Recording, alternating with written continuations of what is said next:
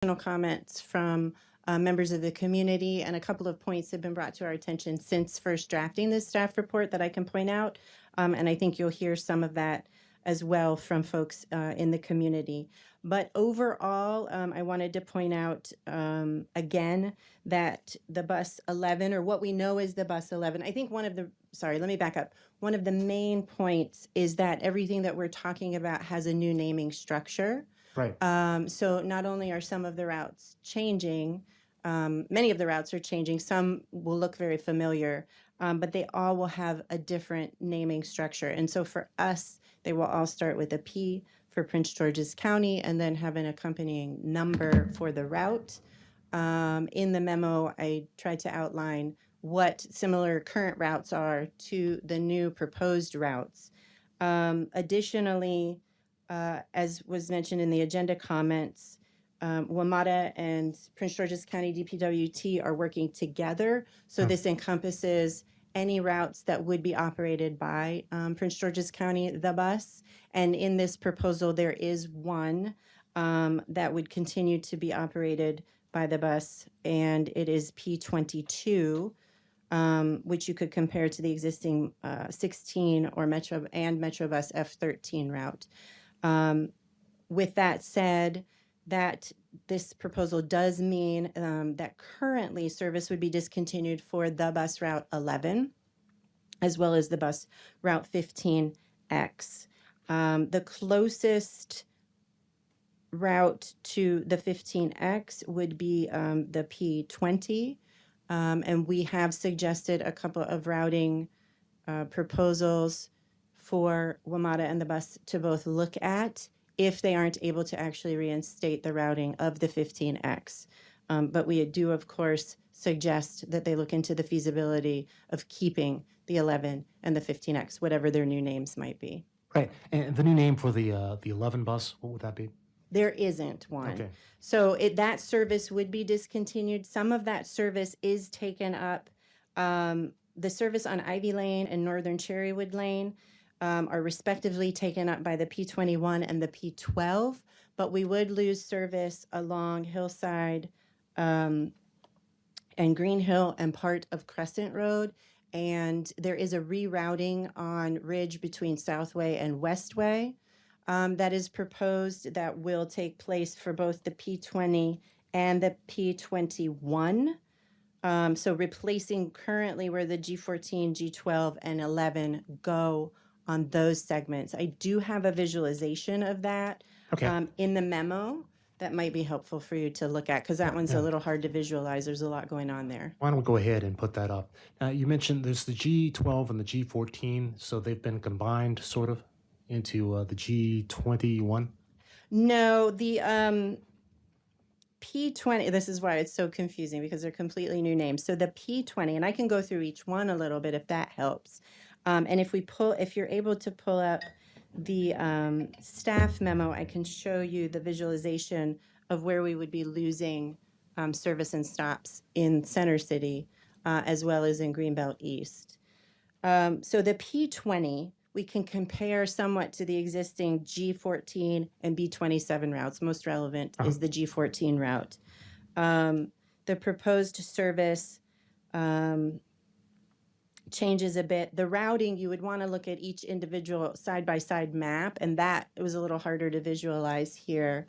And I think, I don't remember which, well, I have it right in front of me. Page 5 should have, yes. So we can look at that. Okay. I won't be able to tell you exactly which blue line is which route, but I can tell you that the small red X's are in this proposal where we would be proposed to lose service, primarily through the loss of the bus 11, but also a little bit through the rerouting of the new P20 and P21. Right. So we would lose service all along the northern part of Crescent, up through Green Hill and Hillside, again down through Crescent, and then there's a rerouting proposed that would remove the stops that are here at the corner of Southway and Crescent, as well as the stops that are on the segment of Ridge Road near 12 Court. between Southway and Westway, would add stops, a pair of stops that work together closer to the library and community center here on Crescent. Those are certainly some significant changes. I guess that would be several thousand of our residents would be impacted, particularly in the center city. Yes, and I'm sorry, and before I forget, because it is under the captioning, in Greenbelt East, there would be a loss of service on Greenbrook Drive, and it would instead continue on Ora Glen. It would continue on Ora Glen, but not on Greenbrook Drive. Correct. Okay. One thing, there's no reference to the C12 bus. I noticed that I remember from previous work sessions with WMATA, the C2 bus was one of the busiest routes for WMATA. So it was an important connection between Greenbelt, Prince George's County, and Montgomery County going up to Wheaton. So I'm a little surprised to see that. So it would no longer come to Greenbelt. Yeah, I do have the C2 mentioned in the At the C2. conclusions. I don't have the C12. Yeah, I misspoke on the C12. It's the C2 bus. The C2, which C2, used to go yeah. on, it goes on C2, campus as well. C4, yeah. Yeah. So I guess that's being replaced by the purple line, kind of? I'm not sure what routing would replace that. I will look to William. Yes, please. Because that one I don't have in my copious notes. If you know that answer. Welcome. Thank you so much for joining us tonight.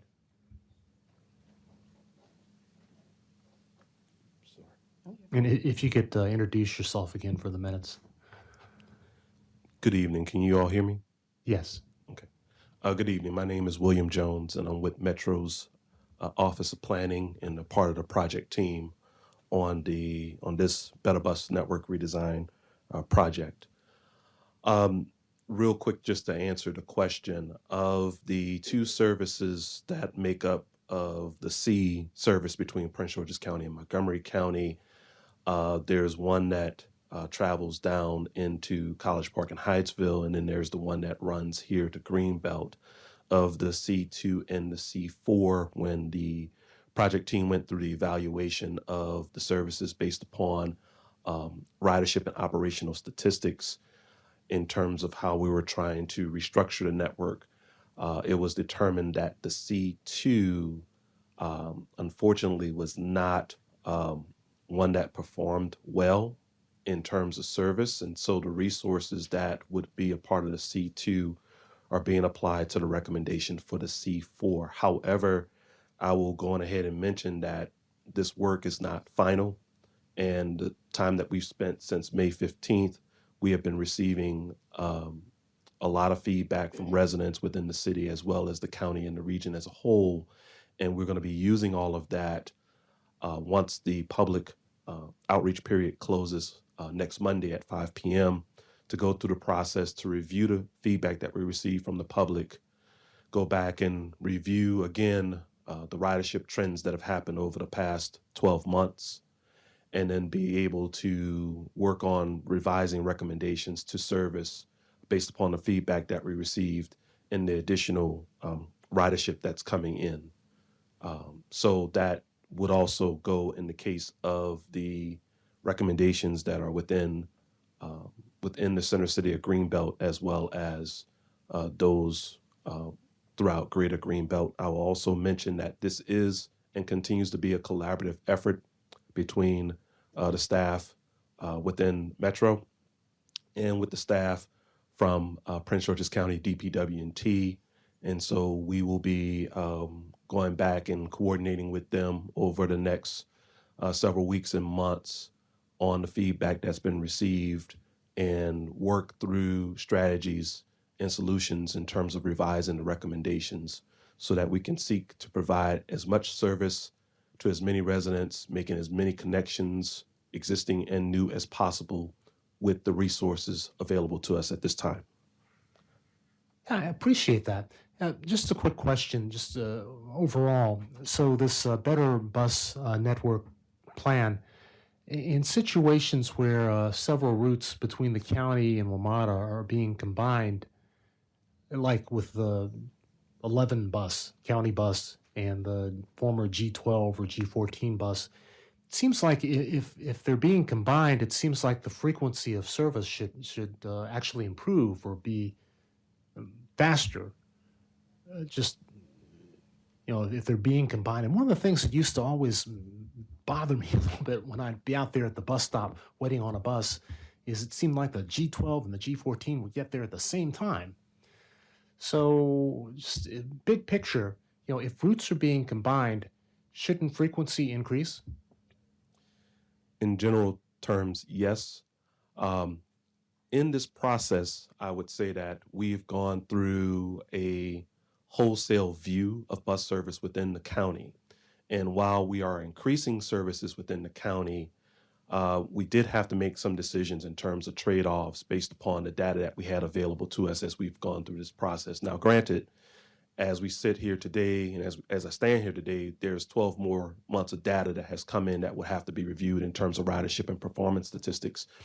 Second to that, as part of this effort, there is a team of individuals in the background that are working on reviewing and analyzing travel time analysis. Basically, how long does it take the bus to get from one end to the other, to make sure that the timings are correct such that with the proposed increases in midday and weekend frequency on the routes that are coming through the city of Greenbelt, that those services can be coordinated to give proper effective headway. So if you have one route that's running once every 30 minutes during the midday, as opposed to what it's been maybe 60 or 45, and another route is running once every 30 minutes in those common segments, seeking to provide more frequent service in those common segments along the routes. And there are a few places within the city of Greenbelt where we would have that scenario as it currently is today.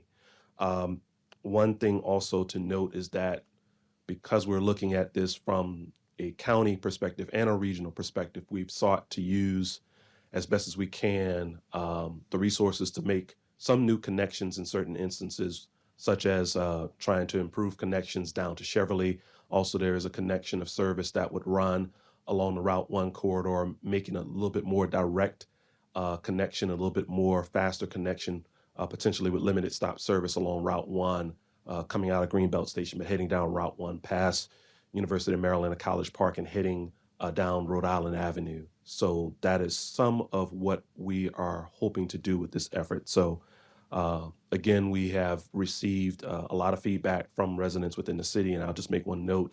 In terms of the pop-up event that we had back in May, we encountered and spoke with, between Prince George's County, which was also there with us, we did in fact speak to or interacted with over 2,000 persons. And of those 2,000 persons, we were able to get about close to 750 of those to stay with us a little bit longer, other than just running from the bus to the train or the train to the bus, and give us some additional feedback. And some of those things that have been shared in the reports are things that we've heard as well. We've also seen on the Comment on Your Route tool that's on WMATA.com/BetterBus, the project website. And so that's the information that we'll be using along with the data to look at making revisions. Yeah, that's encouraging, and especially that data from the last year as commuting patterns have changed since the pandemic, and now more people are using the buses, although bus ridership never really dropped as much as train ridership. I would think that the most current information would be very, very helpful, very informative. So I was wondering, I'd like to actually ask a couple of high-level questions from the county representative as well, if possible. But I really appreciate you being here, Mr. Jones. Council, did you have any more direct questions for him right now? There's one online. No, I'm sorry. I just You had wanted a to question? make a couple Mayor Pro quick Tem? points, and it may be what you were about to say. Go ahead. From comments that we received Yeah. earlier today online. So I did want to point out just a couple of things that I think affect the materials that you got before stepping away again. One is that there is, I think, a minor mistake in APB report about the frequency, the proposed frequency for the P20 and 21. While the frequency does change for midday service, it doesn't change to 20-minute frequencies, 20-minute intervals, and does at its best right now is proposed to be 30-minute intervals. So I wanted to point that out. We have since also received some comments that we didn't hear before the staff and APB reports directly about the need for service onto the NASA campus that is being lost through the 15X, as well as concerns about the loss of the 2 stops on Ridge with the rerouting. So I think you'll hear more about that. But I just wanted to point out that those are not in staff's memo or APB's report or the draft letter as of yet. Okay, thank you so much. Mayor Pro Tem? Yeah, I wondered if the gentleman from Mr. Jones. Metrobus had any comments and any initial thoughts about some of the, if you'd had a chance to think about the idea of some of those rerouting suggestions and how feasible those may be. I know one of the things that I'd heard as a concern for some of that, I think the Metro buses are bigger than the county, the bus. So I don't know if that would make a difference in terms of going into the roundabouts inside Greenbelt Station, or if you had any thoughts on those initial thoughts on the feasibility of some of those changes. So it's a very good question. And what we're going to be doing is actually looking into that. There is a process that we have to go through, one internal, and then in coordination with the county in order to address those concerns and look at the feasibility of those elements.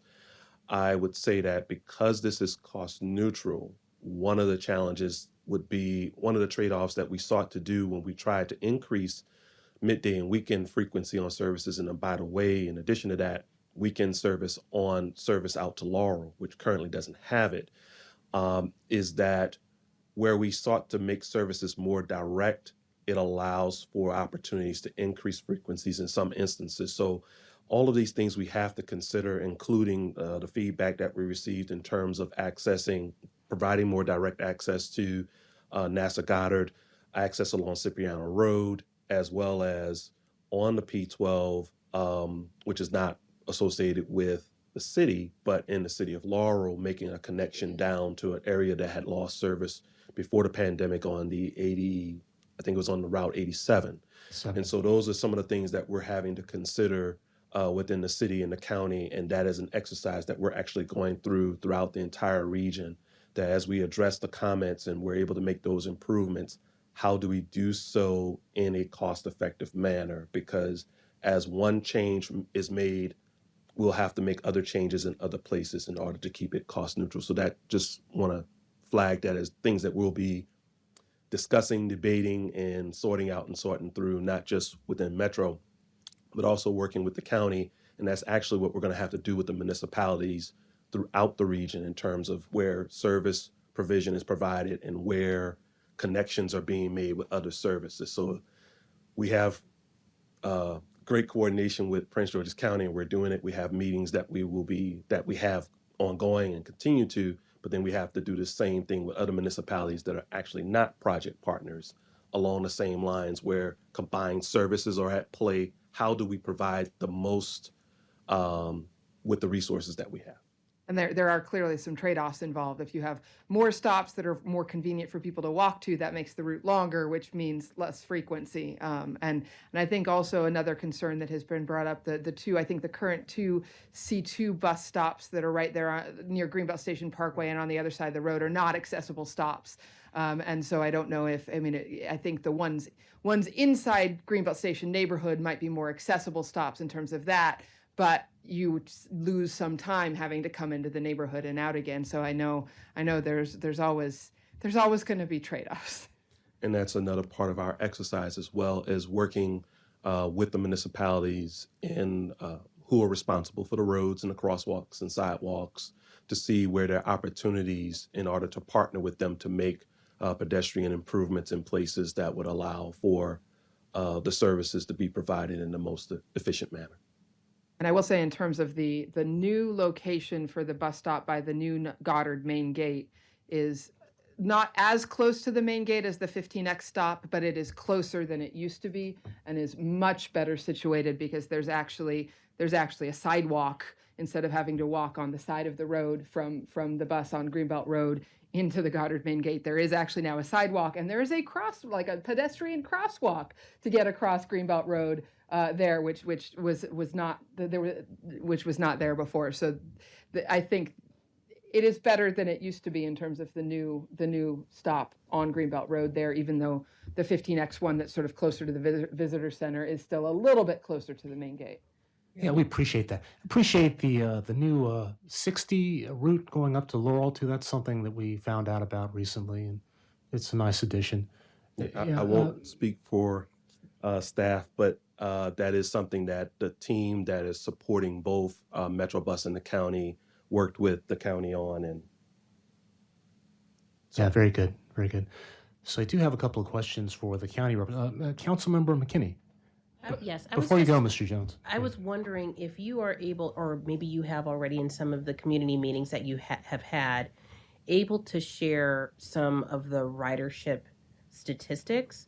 So, for example, with the routes that are being proposed to be taken off of Crescent, I'm just wondering, that's a lot of stops, but is the ridership high? Or are you finding that, you were looking at stops in areas that did not have as much ridership and then shifting it to where you think there would be greater ridership in the future? so throughout this process, what we sought to do was to try to provide service to areas where high ridership was there. So in some instances, we did have to have trade-offs where, in order to provide services to the places where the ridership was there, based upon the data we had and what we were reviewing at the time with our consultant teams and also working with the county and the other municipalities as well throughout the region, we did make instances where there were trade-offs where services with low ridership are being proposed for discontinuance. And we're working through an exercise internally to double check and review those areas as well, because residents throughout the region are asking about those services.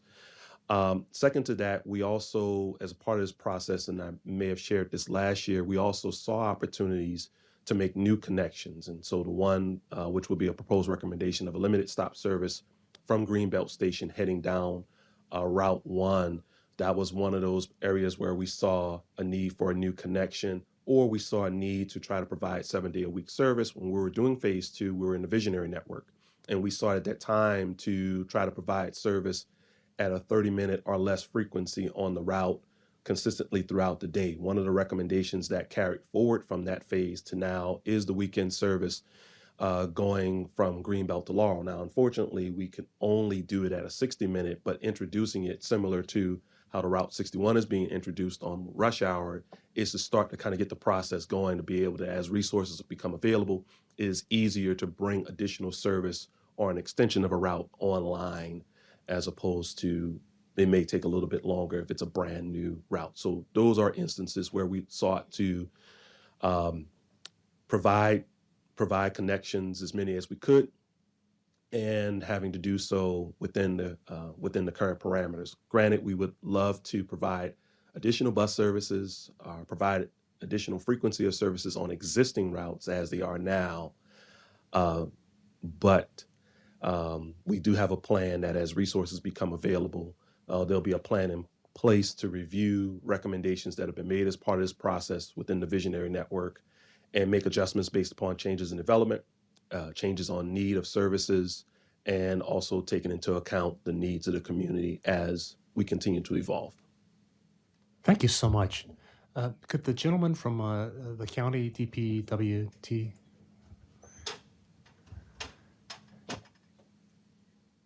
Hey, good evening. Thank you so much for joining us tonight. Good evening, Mayor, Council, City Manager. Good to see you all. Could you state your name again? Yes, my name is Brandon Brown. I'm a senior planner with the Office of Transportation, sir. Thank you so much. So this coordination between WMATA and the county is something that has happened in the past, but it seems like there's a real emphasis now on being in lockstep, which is so important. So what does this mean for the future of Prince George's buses and Prince George's County buses, the bus? So is the proposal to actually eliminate the bus and just kind of work through WMATA? Is that what is happening? No, Mr. Mayor, I would like to emphasize that the partnership between Prince George's County, our transit operations, and WMATA is very strong. It's very much like a sibling relationship. One may be bigger than the other, but one's closer to the parent than the other as well. So that relationship is ongoing, continuous, comprehensive, and is a part of our general planning activities. However, the Better Bus Network, I would just draw the distinction for everyone in terms of the county's transit transformation initiative, also the county's Yes. transit vision plan, the county's transit service optimization plan, and one more document that's escaping me this evening at 8:42. But these are all separate products that that the county has been working on in tandem, but also separate from WMATA. And with that, I would just want to reassure the city that the public feedback and the comments we received regarding these two particular routes was very important to us. We've been beating our brows in the sun all summer, getting out there doing pop-ups with Will and his team. I'm trying to get that feedback, solicit that comment. Sometimes we were very successful. Other circumstances we were not as successful. We are very much appreciative of the success we had in the city of Greenbelt and receiving comments regarding any of the proposed changes in year one. Okay. Well, so two questions. So it looks like the 11 and the 15 buses are being limited, 15X. So that would only leave one county route, the 16. Is that correct? So, sir, that's a proposal associated with the general modeling that had occurred in tandem through the process of the collaborative process, of the BB&R and the Transit Vision Plan. I'd note that the county has a distinct degree of, I don't say leverage, but flexibility in our now 26 routes and our ability to modify those routes by stop, by route design. Obviously, fiscal constraint is a significant variable within that internal planning process, but the county has the full capacity and authority to not proceed with what's been proposed in the BB&R, sir.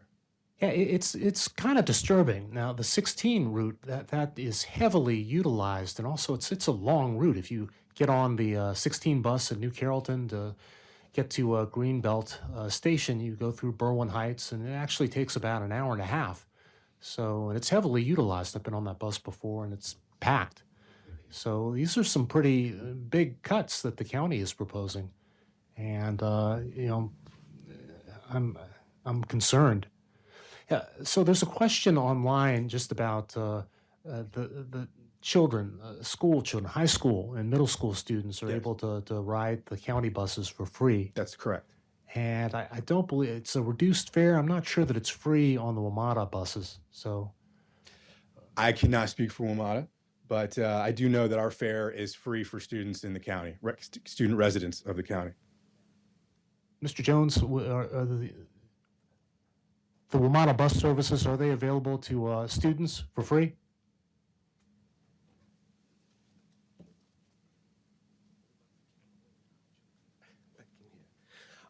In terms of service, you're letting him run away. I'm sorry. In terms of services, I know that we do have programs for students to use MetroBus for free, so it's not necessarily free for all Prince George's County students, but I do know that there are schools within Prince George's County schools that have participated in programs. I know what we tried to do as far as the service design, which is the focus of the study, was to ensure that we could provide those connections for the students to use the services from the schools and the city as part of this effort. So we considered them as part of this process. Thank you. So, Mr. Brown, yeah, it's kind of disturbing. It is disturbing. So basically, there'd be no count, just the 16 bus, and that's no service really in the old Greenbelt, really no service in Greenbelt East, just up Hanover Parkway and around through Berwyn Heights and then up Cherrywood Lane. So this is big cuts. Yeah, council member. Are these cost neutral cuts for the county as well? I know they're for WMATA, they're cost neutral. Are these also cost neutral for you? Within year one of the BB&R, cost neutrality is consistent across the board. Well, are there any increases in county service Yes, we, as I noted, for Greenbelt? Yes, our transit service optimization plan is an element of our transformation initiative. We're crunching significant quantities of data to produce a network that provides optimal frequency and duration of service. We'd be very much happy to return to the council or an additional venue to share any particular findings that we develop as we continue through the process of the optimization plan. Yeah, I think that's important to have that conversation. So the resources, it's neutral. So the resources that we're going towards the 11 and the 15X would be shifted to other parts of the county. I would pause, Mr. Mayor, on as far as my vantage point in terms of the fiduciary transactions. I would love to get back to you with with the response to that, sir. Okay. Mayor Pro Tem? Well, I think the new P22 would be the bus route. So I think that's one of the things that, based on the memo, am I reading that correctly? So I think some of the routes, I think part of this is that, as Jamie was talking about, the challenge of the new naming convention, that right now you can kind of distinctively see which are the bus and which are a Metro bus route by looking at the route numbers, but it would be less easy to tell which one is which if they're all following a uniform naming convention. That's an understandable observation, Mayor Pro Tem. As a relatively newer staff member to the project over the past year, I too had difficulty distinguishing and have continued to learn to make those distinctions myself. So that's a very accurate observation. Okay. Let's see. We'll take some comments from the public, but I want to allow Ms. Vera to sort of tie things together a little bit before we take the public comment. Does that sound like a plan, Council? Okay. So do you want to kind of summarize the recommendations in the letter, the draft letter? Certainly. And again, I think they're open to whatever else that you hear tonight or have heard by email since we first drafted this. But we, of course, are suggesting that the DPW&T, the county, and WMATA seriously reconsider the proposed cancellation of both the bus route 11 and the 15X, whatever they would be named. In lieu of the 15X, we did propose that WMATA be able to consider whether the P20 can be routed into the Greenbelt Station residential development. And so we did suggest that. Again, I think there are comments from folks who use the current 15X also to access NASA. That first comment, particularly about going into Greenbelt Station residential development, was primarily to be able to, not primarily, but in large part to be able to access Greenbelt Metro Station, because that is the one way that folks are able to get there, Yes. particularly during rush hour. Yes. But we have since also heard comments about still being able to access the NASA campus.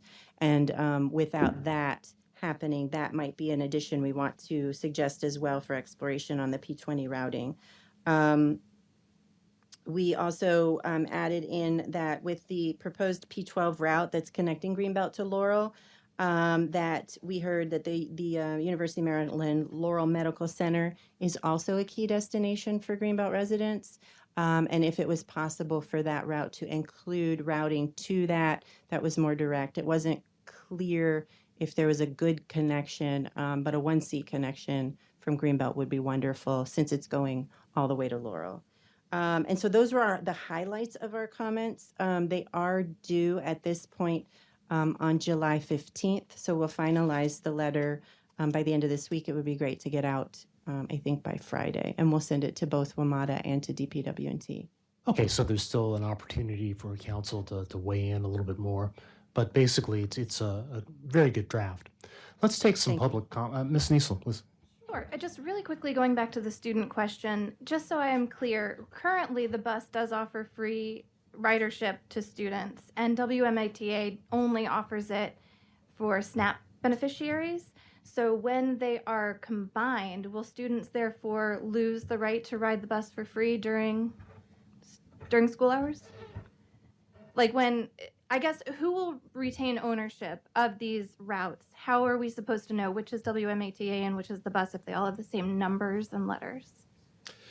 I think Will might have a better response to that in terms of the future of what we're looking at and the consistency of the naming convention. I will note that the county is committed to the continuity of service for students at the rate that it currently is into the future. That's a wonderful thing to hear, but I would like to see it spelled out.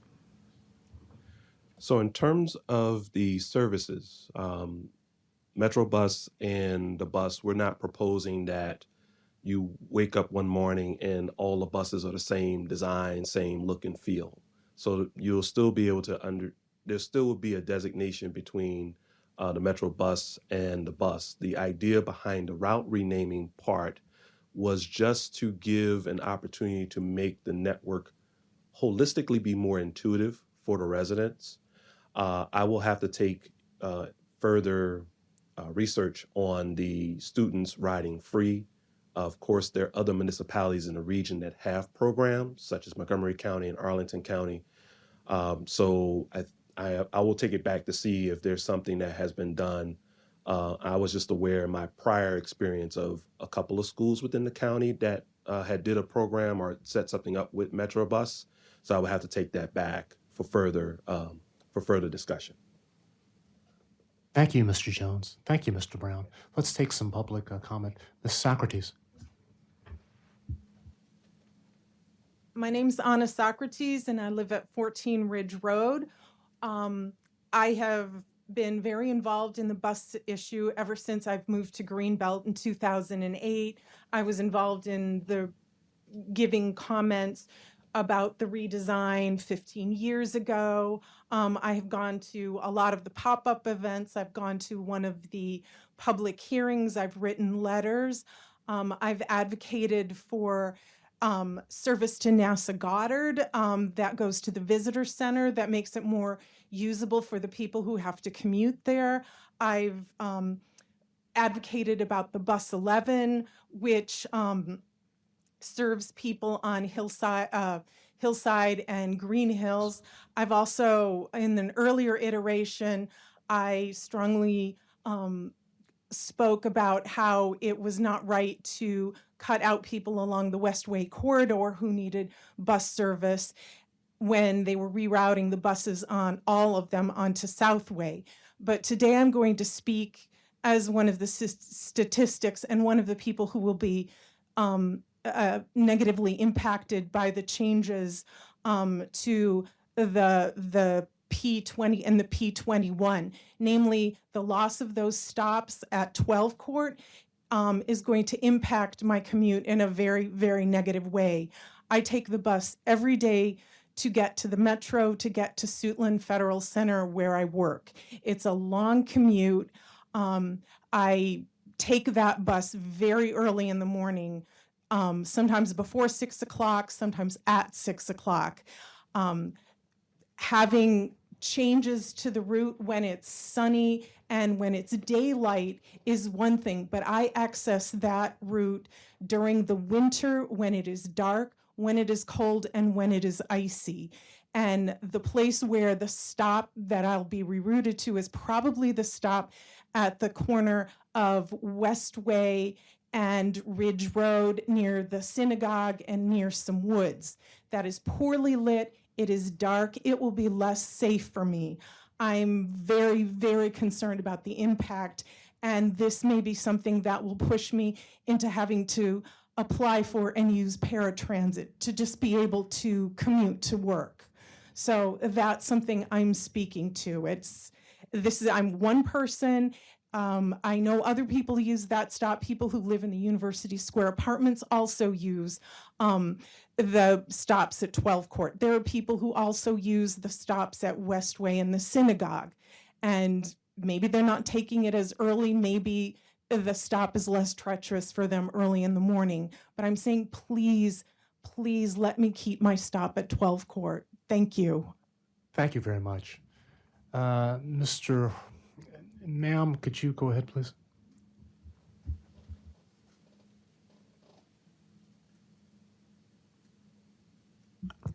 Good evening. I'm Miriam Goldfarb, and I live on Lakeside Drive.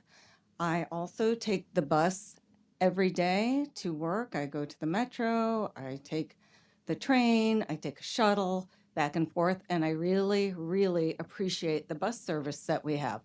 One thing I know right now, and this includes today, is if I miss one bus because the 14 didn't arrive on time this morning or just didn't arrive, I was able to take the G12 15 minutes later.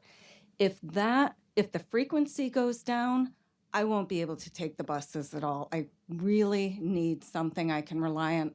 And I think most people agree that that's something they appreciate about the variety of buses right now. I don't mind walking a little further and a little more spacing between buses, but if we're talking about half an hour and maybe an hour, it's not going to work. Thank you. Thank you very much. Mr. Orleans?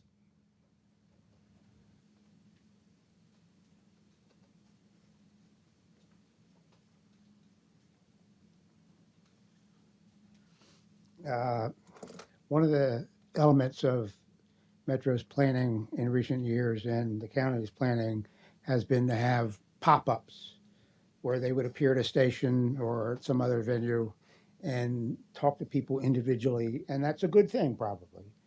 But it's different from having a meeting, in-person meeting, where indeed people can hear other people's questions and comments. In the pop-ups, you don't really have that opportunity, and notes can be made from the meeting that everyone can see. So the use of pop-ups exclusively to plan for these changes, radical changes, I think has not been a good thing. None of us knows, Mr. Jones might, Mr. Brown might, but I doubt that they do, how much money, and everyone knows I'm not averse to spending money, but none of us knows how much money WMATA and or the county has spent over the last many years with first the bus transformation project consideration and now more recently the Better Bus Initiative consideration. We don't know how many consultants have been retained, how many consultants have actually been employed doing this work. Mr. Jones alluded earlier to people doing certain metrics as a result of the reports that Metro makes to them on ridership. I know, for example, that I will occasionally have the need to take the C2. It's not so much from Greenbelt, but it's back to Greenbelt. And I know for anecdotally, it's always just anecdotal, that when I'm taking the C2 back to Greenbelt, I see a number of people popping on and popping off before they get to Greenbelt Station, in the old sense, the Metro station. That's used as a local route by many, many people. Only anecdotally, we're told that the ridership figures doesn't really provide a necessity, a need to continue the C2 as we've known it. Mr. Brown suggested that he'd be happy to return to this meeting, this venue or other venues. I'd like to alert everybody in the room tonight to look at page 131. It's the ready to be scheduled activities calendar for council. In the right-hand column for later scheduling, about 6 or 8 down, is meeting with the county on the transportation plan. This has been a feature of Greenbelt's council's calendar, meeting with this county on the transportation plan since 2009. That's 3 transit vision plans ago. That's 2 master plans of transportation ago.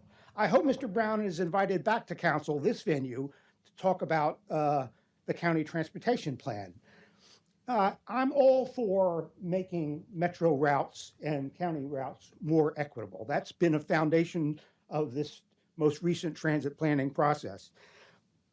Where there has been no service or very bad service, South County, for example, it should be corrected. It always should have been corrected previously. But I'm not one who thinks that it's equitable to take away service from some who need it to give to others who need it. We should be finding the resources, not juggling the resources we have, but finding the resources to provide decent bus service for everyone who needs it. Lastly, the route to Laurel has come up several times. I've been asking a question for many years, why Prince George's County pays the RTA for the service it provides to Greenbelt and previously also College Park from Laurel. It was good to have that service. You could never use your smart card because they have a different fare schedule. Whether or not we should be paying fares for the bus is an entirely different question. But one should have been able to use a smart card if you're riding an RTA bus, and RTA should eat the loss. Now maybe with Metro fares going up, it'll be more in line with RTA fares, or although maybe their fares will be going up. But the point is, we've been paying for that service. Now that the county, only for part of the day, is providing service, the county's service to Laurel, why are we going to continue to pay RTA for the service they're providing? I've never been able to get a decent answer to that question. Thank you. I look Thank you very forward much. to a work session Thank you. after 14 years where we'll talk with the county Thank about you. the county transportation plan. Okay. Hey, there's a comment online from Melissa Ehrenrich. Can we promote her so that she can speak? Yep, she has permission to speak. Good evening. Hi there. Oh, How are you sorry. tonight? Good. Hold on one second. I just need Okay. to. All right. Can you hear me? Yes, yes. Okay, great. So I just wanted to say that to echo some sentiments that were here, but essentially, I think that it would be appropriate for the city council to include in its letter that the county actually make sure to fund um, the uh, the provision to extend ridership for free to students on WMATA buses if it's removing county buses, because that's basically county resources that could flow there, and they are removing them. It is one more service in our public infrastructure that the county is removing from Greenbelt through this plan. And additionally, we met 15 years ago through the city and council and the county to identify how we could use all of our buses better, more efficiently to increase our frequency. And this better bus plan does not actually increase our frequency whatsoever, except for a very, very small part of Franklin Park, which will be getting higher frequency visits, but the rest of Greenbelt is actually losing through this plan. So I would encourage City Council to push back on this plan, to really ask the county, if you are going to remove service from our community, to at least fund the same equitable access to the service on WMATA, because that's what needs to be done. That is what is done in Montgomery County and in other counties, and is not being done in Prince George's County and not being done in Greenbelt. And I would also just encourage you to push back on this plan as removing service from the community when we really need to be transitioning away from ridership in cars and single occupancy vehicles. Thank you. Your points are well taken, Mr. Ehrenrich. I appreciate your comments, and definitely I would like to incorporate them in our correspondence. Mr. Hartman.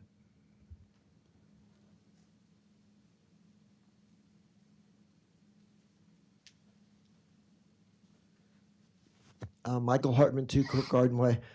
First, I want to thank Ms. Socrates for her work with the Transit Riders United many, many years ago.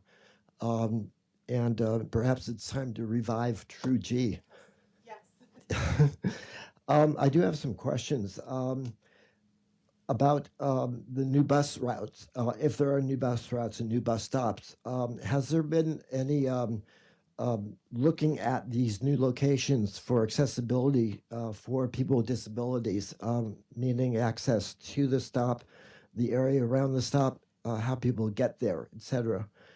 Another question I have is, it's not clear to me whether the bus actually is being discontinued, or if any employees of the bus, drivers, maintenance folks, office staff, are going to be losing their jobs because of the lessening or the whatever you're doing with the bus.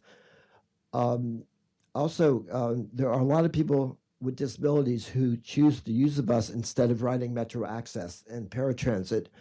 And I'm wondering if you did any studies about the if that would be affected at all, if people would have to then go, as Ms. Socrates alluded to, of going to Metro Access, paratransit instead of taking the bus, and whether the Metro Access budget would have to be increased in order to service anyone who then is forced to use paratransit. And last, I'm wondering if you are going to discontinue the bus, there will be excess buses that might be available for municipalities to use for recreation purposes, or for nonprofits or other organizations that might use the bus that is not being, that if they become not needed for your routes. So. Well, thank you. Those are all good questions. Yeah, Ms. Okay, Ms. thank Fear? you. Oh, is this your phone? Somebody's phone? There you go. So I can answer that first question about bus stops and accessibility. So there are, in this proposal, only 2 new stops being proposed. The rest are stops that would be discontinued. And in those 2 new stops, the city would, I imagine, budget some capital funding to make those accessible. One, currently, actually, there is a pad that is in existence on the library side, community center side of the road that we would probably use as a compliant and accessible landing pad for the ramp. The other side, we would build one. We are currently, part of this discussion tied into our ARPA-funded bus stop improvement, safety and accessibility work that we've been working on. And in part, it was because we did not want to spend any money on stops that were being proposed to be discontinued. So as of now, none of the stops that are proposed to be discontinued would have any improvements on them with that ARPA funding. And we're focusing on stops that would continue to be in service. So there are no, as far as we know, and at least under this proposal, no additional new stops being proposed, except those 2 here on Crescent.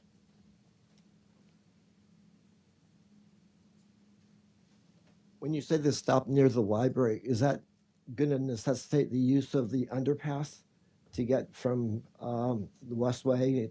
Because all of the underpasses in Greenbelt, almost all of them are really inaccessible to people who use wheelchairs or people who have mobility issues.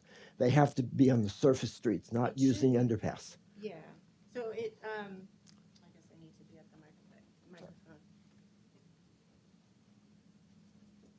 And I would, I guess, preface this with, this is that, again, just a proposal, and so the exact placement is not finalized at this point, but the connection that I think is the most accessible at this point is actually the inner walkway that connects Ridge Road to Crescent. It would not utilize the underpass, because the underpass you're speaking of over by the museum, it would not have to utilize that. It's not that far over. It's actually where the crosswalk currently is, by the world famous utility pole.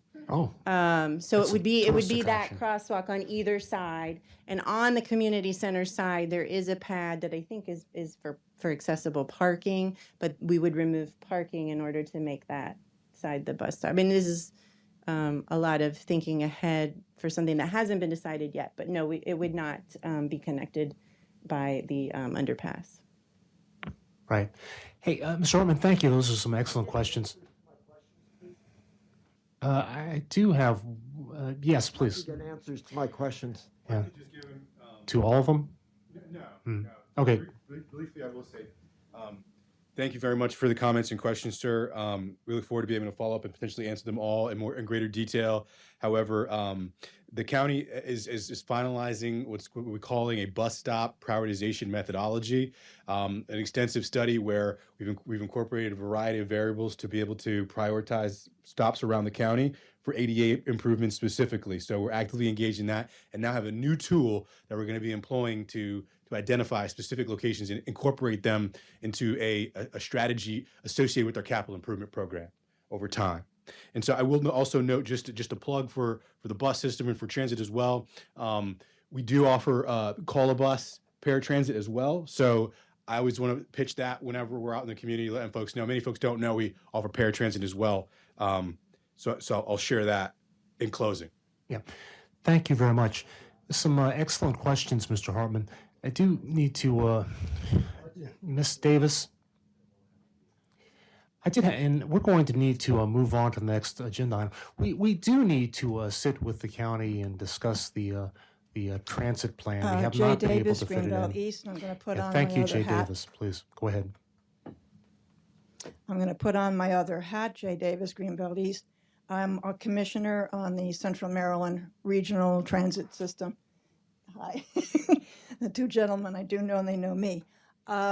First of all, both the county and the RTA are funded through the Maryland Transportation Funding. And as we know, that has not been totally adequate for regional bus systems. WMATA has its own funding issues, but as far as the county goes and other regional transit systems in Maryland, it has been touch and go. I've been through several budget sessions with RTA, and we make do, but part of the problem is the rising labor costs, and we don't want to underfund our employees when they want, in order to get bus drivers, we have to pay for them. And we have a shortage of bus drivers, just as the county has shortage of bus drivers. I think WMATA has a shortage of bus drivers. So when you are consolidating routes, it doesn't mean we're laying people off. It may be that people are not having to do overtime as much. Also, as far as buses, we have replaced almost all our buses through special grants. But I'll tell you right now, Mr. Hartman, no one would want the buses that we are tossing aside. They have been held together by masking tape and duct tape for years. So I have a feeling that may be the same thing with the county and others. It's nice to think that there's extra buses, but they're probably not suitable. Because we've been trying to get electric buses and better buses that way. So sometimes when people talk about funding, I know that Mr. Orleans referred to why is Prince George's County paying any money to RTA? Well, they do have a bus line that comes through Greenbelt Metro Station up to Laurel, and they have several lines and routes that go through Laurel, and that's the part that Prince George's pays. Basically, Prince George's County pays the least of the 4 agencies that make up RTA. Most of it is Howard County and a little bit of Anne Arundel County. Laurel puts in as well. So that is not the issue. They could just simply do without those routes, but then we'll have a disconnect perhaps. What I did suggest, and I did talk, was that what I would like to suggest to add is that WMATA coordinate with RTA, the Central Maryland bus system, to see that they could coordinate their Laurel route so that if instead of 60 minutes, maybe it's every 30 minutes, there'll be an RTA bus that goes up and then maybe a WMATA bus. So he says that they are coordinating, but I think we can add that to our letter, that we work with RTA to make sure that those routes are coordinated. Thank you. Well, thank you. That's important because we need more folks from Laurel and Anne Arundel County to come down and visit the Greenbelt utility pole. That tourism dollar is pretty important. Hey, so all kidding aside, Ms. Fearon, thank you for the memo. I think I would like to strengthen it a bit. In my mind, I think that the overlapping routes, there's consolidation, but I think the frequency should be increased. I think these cuts on the county side in particular are pretty large. Now, I appreciate WMATA is picking up parts of some of the routes, but Prince George's County is stepping away a little bit. And what I've seen with the 11, the bus route, I've noticed recently they've been running smaller sized buses along the 11 route, which makes sense when it comes to getting into a Greenbelt station. So some of the routes that the county is sort of giving over to WMATA, maybe there needs to be a little bit more consideration given to the equipment that's being used. And I also agree with Mr. Orleans a bit on the C2 route. I think it is more heavily utilized locally, particularly people trying to get over to the University of Maryland, as well as getting out to Wheaton and other places where you'd have to take the Green Line to Fort Totten and then all the way back out. So I want to thank you for the work that you've done on the draft. And if we can make some revisions or additions, I think that would be appropriate. Yes, please. Yeah, I just wanted to add to echo Ms. Ehrenreich's comments and Councilmember Niesel's comments that I think we do need to ask them to provide specific language that's going to ensure that our students still have bus access. That our school buses are not reliable. They need some form of reliable transportation, and that would be a huge gap if this were taken away. We don't account for that. Very true. So, Ms. McKinney? Just to add on to that, not just the access around the funding for schools, but also making sure that the routes are being discontinued is mapped up against where we have a lot of kids taking public transit. So we don't want to take that away. So I know that there's some, especially with kids that are going to different schools that are outside of their neighborhood, we want to make sure that that is being mapped against those stops as well. And it'd probably be mostly high schools. Correct. Because I think most of the high school students are going to various schools. So that might be somewhere to definitely look at. And it's not just the access, but it's the free access for the students, so they don't have an extra cost to pay for a bus ticket, which that shouldn't happen if we can supplement somehow the inequality of the school buses and the issues that the school buses have. That would be very important to us. So thank you, Ms. Fear. Mr. Brown and Mr. Jones, thank you for attending. Mr. Brown, we'd like to take you up on your offer to talk in greater detail with staff or in a work session with the public, because these plans, they're pretty complicated, and for people to follow all of the ins and outs is difficult unless we actually sit and kind of go through these plans piece by piece by piece. So appreciate your patience. But this time, we really need to move on to item number 13. Is there anything else, Ms. Fear? That's it. I can send an updated draft probably in the next day for As you soon all as to you review. can. Yeah. Thank you so much. Thank you. you. Item number 13, Fire and EMS Services, approval of stipends and incentives for fire protection personnel. This is based on a memorandum from City Manager Samarone. Recently, the county implemented a summer staffing plan that involves the removal of all 24 career firefighters from the Greenbelt Fire Station, along with 6 day work career firefighters from Berwyn Heights. That's a total of 30 career firefighters. This plan relies heavily on volunteers to fill the staffing gaps. However, both volunteer fire companies in Greenbelt and Berwyn Heights have indicated they cannot adequately cover these gaps with existing volunteers. The situation further exacerbates the staffing challenges and threatens the reliability and effectiveness of our emergency response services. In order to address this, the City of Greenbelt has filed for a temporary restraining order to halt the implementation of the staffing plan, but unfortunately, on last Monday, the judge denied our request, leading us to find alternative solutions to support our fire and EMS personnel and to ensure the community's safety, which is paramount. So, Mr. Samarone, you have 3 proposals that you'd like to put forward. Do you want to, shall I read them, or do you want to summarize them? I'm happy to jump right in. So the proposal is 2 items that we're proposing. We were seeking the authorization of council up to $100,000 from reallocated opera funds to provide stipends and incentives for our fire protection staff. The reallocated funds, there's 2 categories of ARPA fund. There's ARPA restricted, which are ARPA specific fund projects that can be funded through the federal guidelines.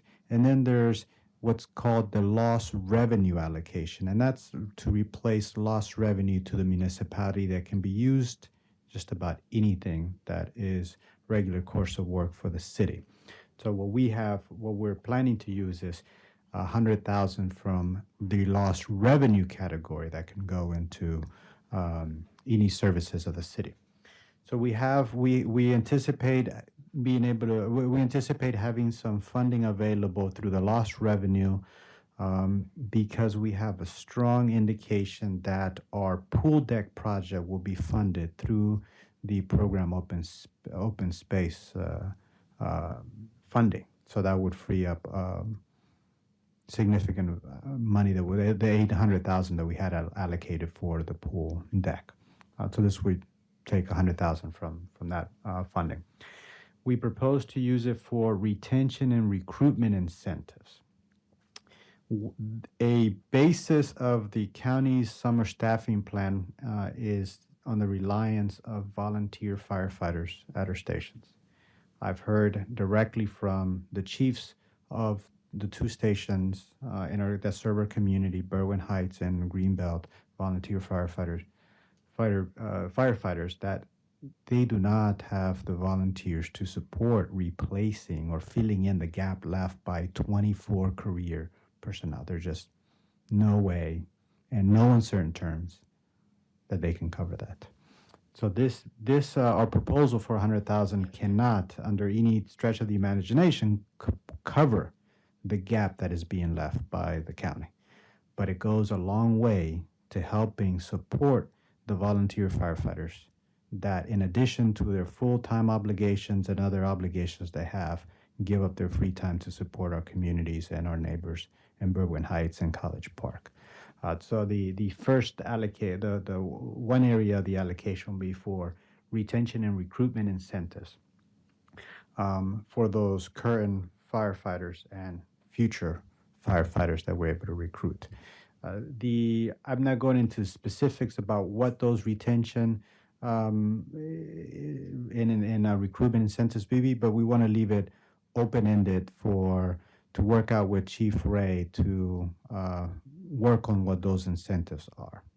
That might involve working with other volunteer fire companies. Correct, specifically Berwyn Heights, because they have significantly more volunteers than Greenbelt Fire Station. Those could be in the form of gift cards for transportation. You hear rising rates to ride the bus, but there's also vehicle expenses folks have to drive and to get to our stations.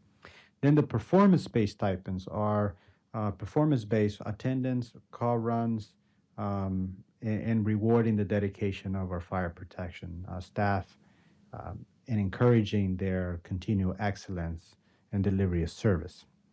So those are the two main categories how we plan to spend the funds. There's some vagueness in language, and part of that is because we in speaking with the county, we offered up a solution to incentivize and provide some stipends for our volunteers, and they didn't like the idea. They were in opposition to it. So I'm leaving the language open enough so that we're working with the chiefs, we can figure out the right incentives and calling them the right thing so that we don't further antagonize the county on this matter.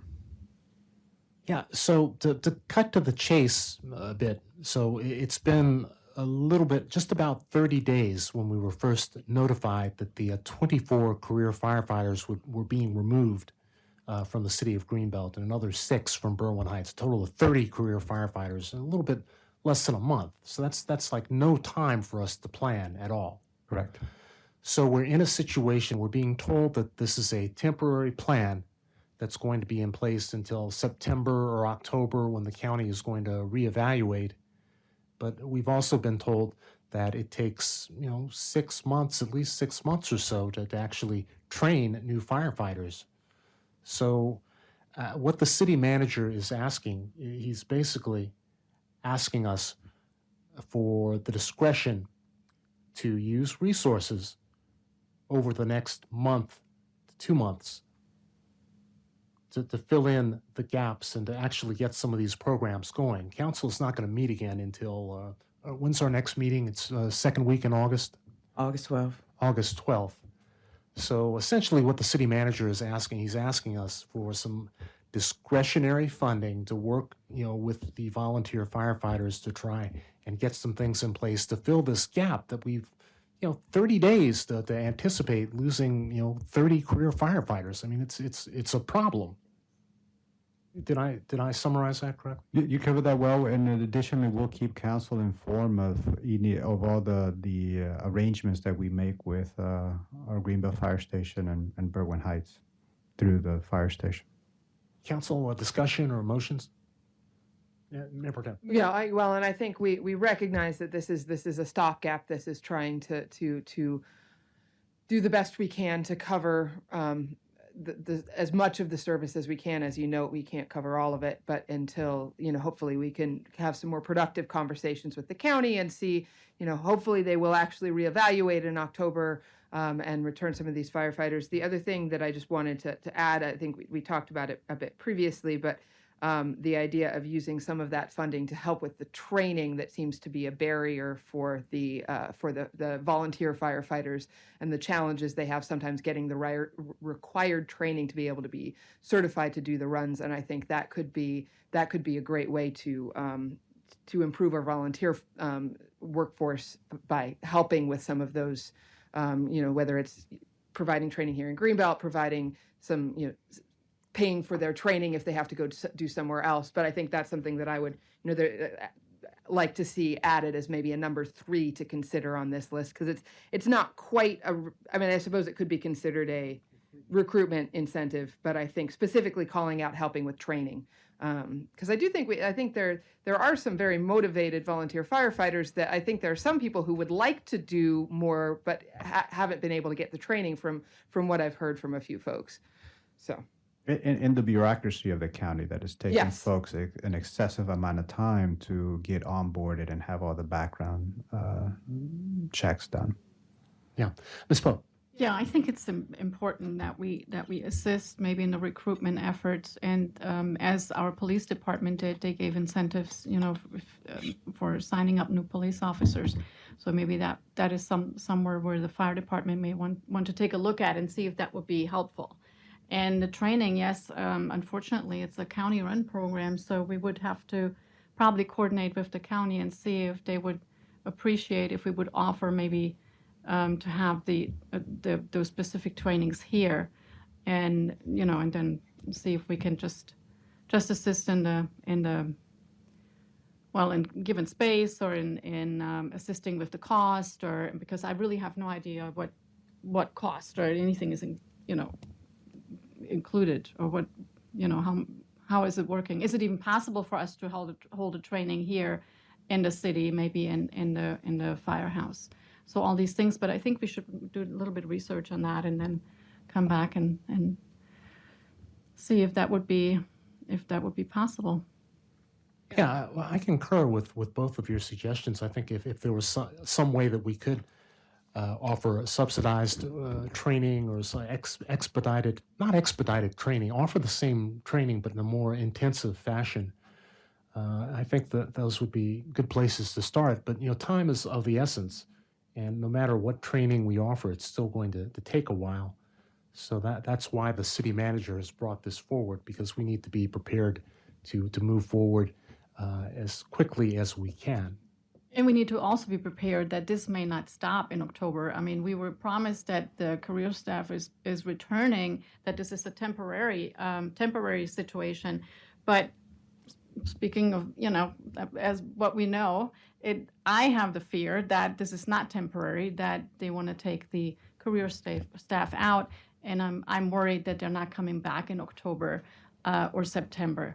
So we have to even be more prepared, and we have to look. Right now we're in a pickle, and we really need to do something, but we need to be looking into the future, because we need to have the service. We need to have our community protected. That's number one.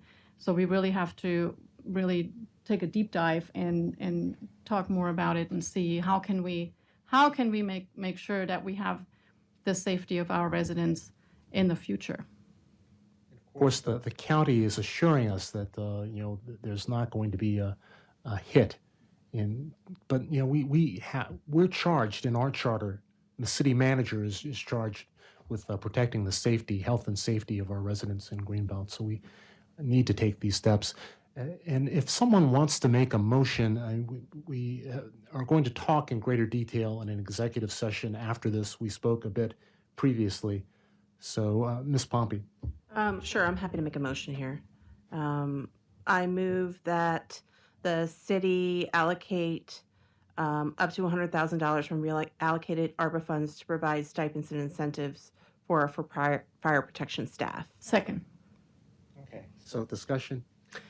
I was just going to add that, the county has said that this is temporary, but they have not committed to returning our staff to us. Like, they said that it's temporary, but they did not say they would be bringing our staff back in October or November or December or January. They've been very clear that in October, all they're going to do is reassess.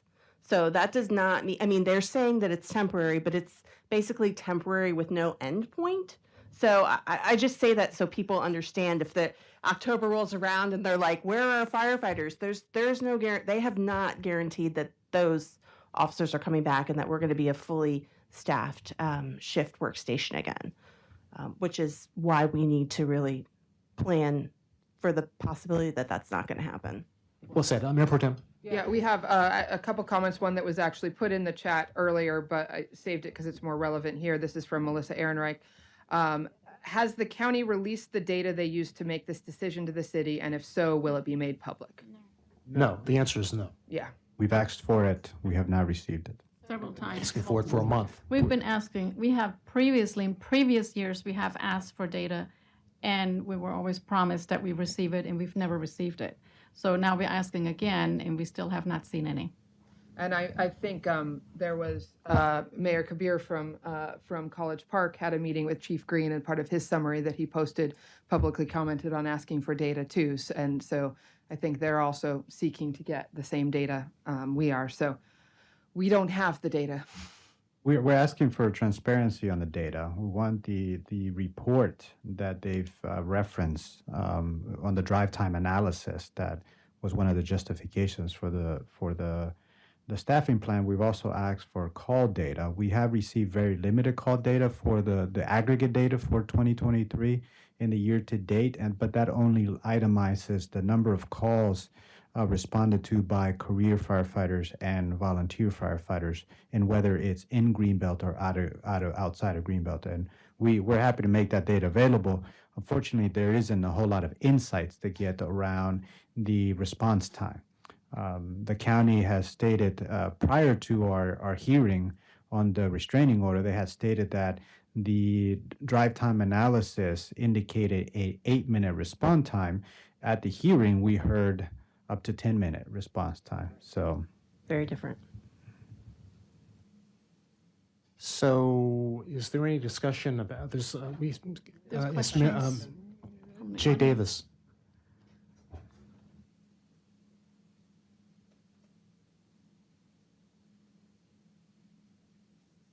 Jay Davis, Greenbelt East.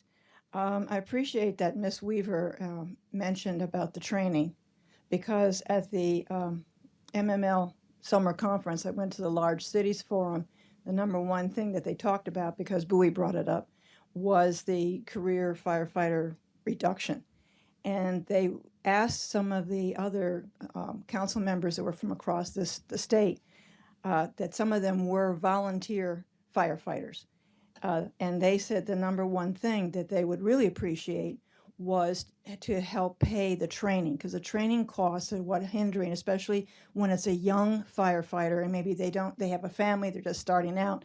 And the training is very necessary. You can't make it smaller or shorter, because whatever the training is, it is for not only firefighting, but it's also for EMS. They have to do that as well.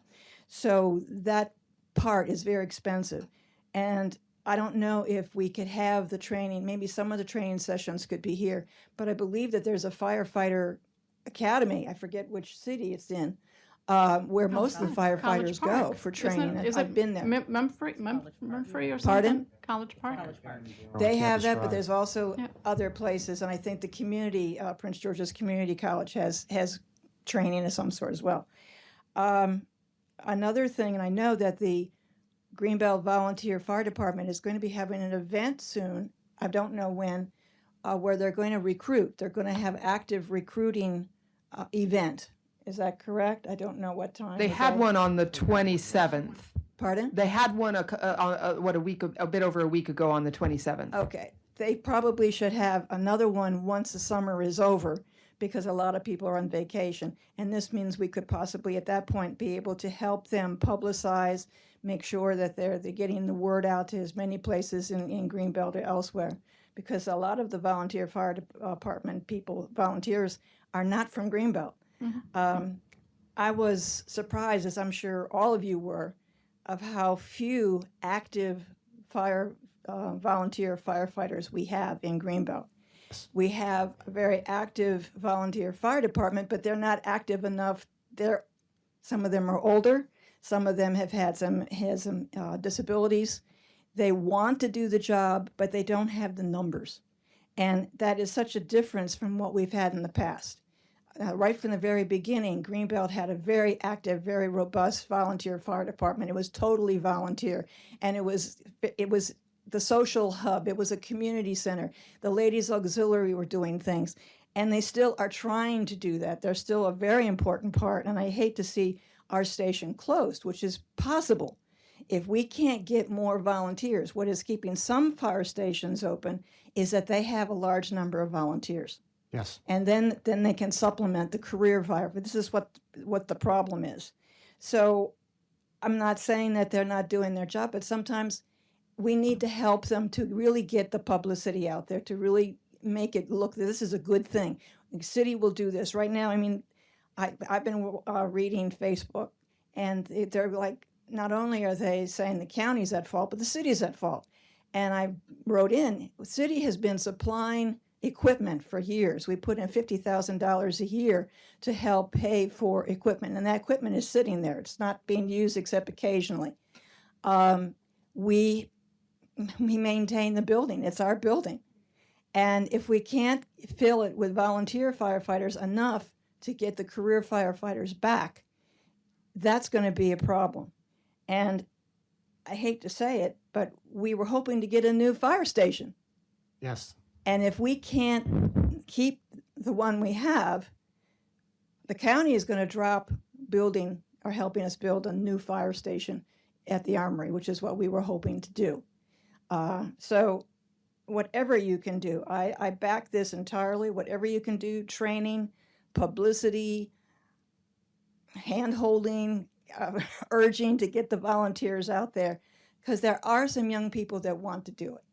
And maybe they just haven't seen a way through yet to be able to do that. So thank you. Well, thank you. Yeah, in the green there, please.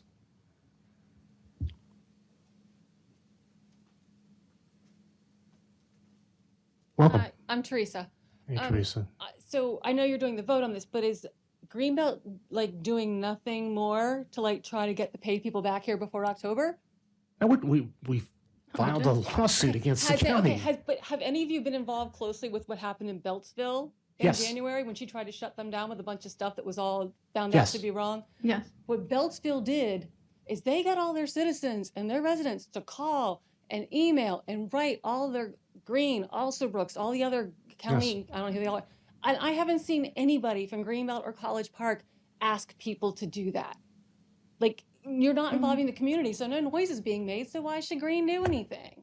No, we are doing that, and we I did have file a yet to lawsuit see anybody last week. post a list that says, we would love for our residents to write and email these people. I haven't seen it except for the one I posted and another resident posted. There's an ad in last week's news review. But not everybody gets the news review. Well, I guess they do, but you don't always see it. But I mean, online, there's been nothing. To me, you should be blasting it. Blast it on all your social media. Blast it in your news review. Most people don't even know this is going on.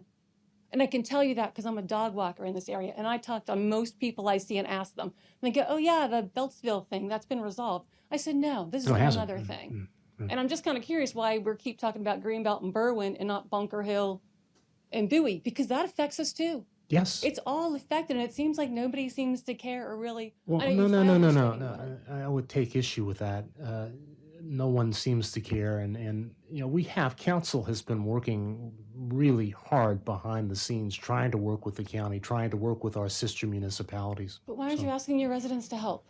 That's what I don't get.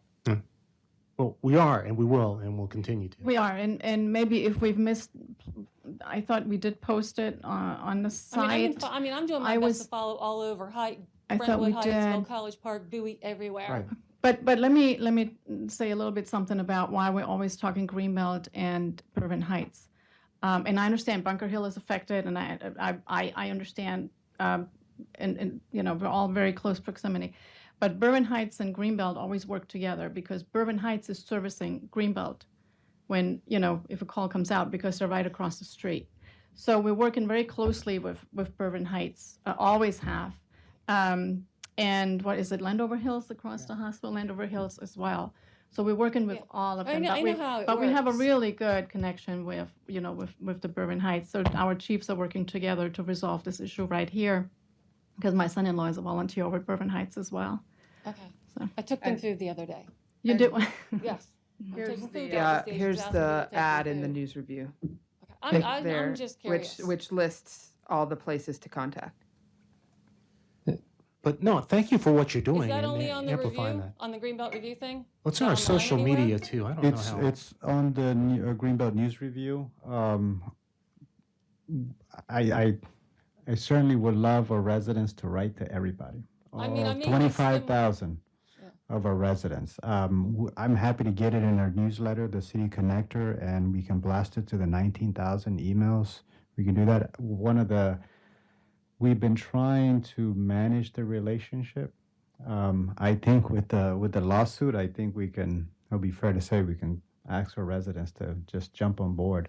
It just seems like with Greenbelt and College Park, 'cause that's where I'm closest with, it's like, okay, we filed this, it did get denied, and like nothing more is really being said. Well, Like you're just going to accept it and wait till October. no. I think you're not seeing a lot of what is happening. Okay. It- Well, and- then nobody else is either. That doesn't mean it's not happening, and sometimes it's more effective to have some of the conversations behind the scenes. Oh, I know you guys can't say the real reason what's going on. I get it. don't Like, I agree with understand that. But, okay. But I appreciate your comments because now I'm wondering, who else is out there who thinks the same, we don't want that. We don't want people to think that we're not doing anything. But that's what it looks like to a lot of people. Okay, but that's I can that's tell just you. interesting, and so maybe we have to rethink on how we push this information out and what else we can do. So I do thank you for your A comments. lot of people do turn to social media over Right. anything else. It's Yeah. just sometimes it's easier. Yeah. You're on your phone, you're in line at the store, you can, peek at it real quick. Yeah. So. Thanks, Teresa. Mr. Roberts? Well, I want to thank you for bringing this point up because it's not just the volunteers we need down at the fire department. It's the people like you are critical. I've been with the fire department 52 years. Yeah, well, all the people in Greenbelt have to know about this because, there's a big election coming up. And the person who is mostly responsible for this, I believe, is running for for the United States Senate. Thank you. So this is the perfect time to say, hey, why are you doing this to us? This should be a part of the debate about who we want to represent us in the United States Senate. If That is someone's why ready, they're gonna if relook someone's at it in willing to October. throw their citizens literally under a bus and leave them without rescue services, do we really want that person elected to a particular office? So that's where it needs to go, in my opinion, That's because what I that's keep the only saying. way we're going to get. After what get it. they That's did the only to way Beltsville. it's the only way we're going to resolve it, really. Yeah. It's through public pressure. Public pressure is number one. That's what Beltsville did.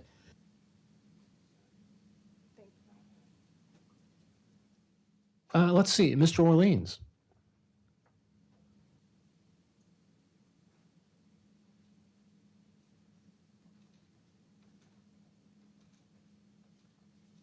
Bill Orleans, I'm all for council inviting the county executive and her senior staff and the chief and her senior staff, not behind the scenes, not working behind the scenes, not working privately, but to a public meeting in Greenbelt where they could be asked directly about what it is they're doing and what it is they propose to do after October.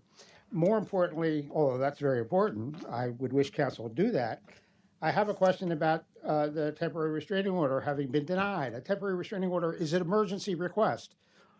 I don't know why it was denied. I haven't seen that paperwork. Hopefully somebody will share it with me someday. But was there a more subsequent substantive challenge to what the county is proposing? Has there been an additional case filed in circuit court? Is there a hearing date scheduled? I'd like to know that. Finally, I don't know why any jurisdiction in the 21st century, 1 million people or nearly 1 million people and growing, would want to rely in any way on a very fine tradition, but I would argue it's really at the level of being, should be at the level of being a tradition these days, and that is relying on volunteer firefighters. The county ought to have a professionally staffed fire department that is capable of meeting all the needs, emergency needs of all the residents wherever they are in the county, and not relying on individual volunteer associations' financial interest in maintaining their presence on the scene. I would like to know about whether or not Greenbelt and its sister jurisdictions have filed a subsequent challenge based on substance after having been denied the TRO. And I'd like to hear when the county executive and the fire chief and Councilmember Hawkins, as well as Watson, will be invited to Greenbelt for further discussion on this. Well, thank you. Well, here's an answer. I hope you are sharing your wisdom with the county executive and with your state representatives as opposed to just coming here and sort of venting on the city council. So thank you. Are there any other questions? Please go ahead. There was a comment online from Cheryl Conrad. Absolutely, research. You can't drop a 100,000 without knowledge of what's going to actually happen. As a resident, am very concerned that we don't have our firefighters. So that was more a comment. And we also do have one hand raised. But we have a comment from Elisa Woodbury. Are there plans in the next budget planning session to build some firefighters into the city budget? I mean, that process won't start for a while yet because we just finished the last budget. So that's, yeah. Something I think usually budget planning starts in November or December. Internally, we start our process in September, outlining the projections, and we issue directives to department directors so that come December, they have an idea where their budget is heading, and then actively work in January through March to work on a proposed budget with council. All right. Hey, in response, oh, go ahead. I'm not sure if Ms. No, her Irish, hand was down. This is a new hand. Oh, it's a new down? Okay, why don't we promote? Yeah, she can speak. Steinrich, are you there? Hi there. This is Melissa Ehrenreich at 23D Ridge Road. I have definitely been contacting, as you all know, because I've been CCing City Council as well as all of our state representatives, our county council representatives, and the county executive on my replies to her. And my bigger question is, have you all started working with our state representatives to ask for state funding if the county is unwilling or unable to provide funding? And then my secondary question is, how much funding does we can say Greenbelt and Berwyn Heights if that's the cluster that you all are thinking about, but how much funding would you need to bring back the career firefighters, from now until November? Like what is that actual dollar amount that is needed? And I've been very, very perplexed.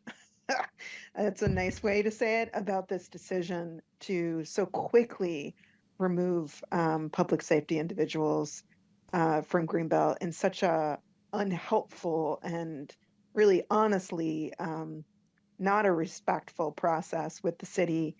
And I actually think that the city and the county has had a lot of respectful processes.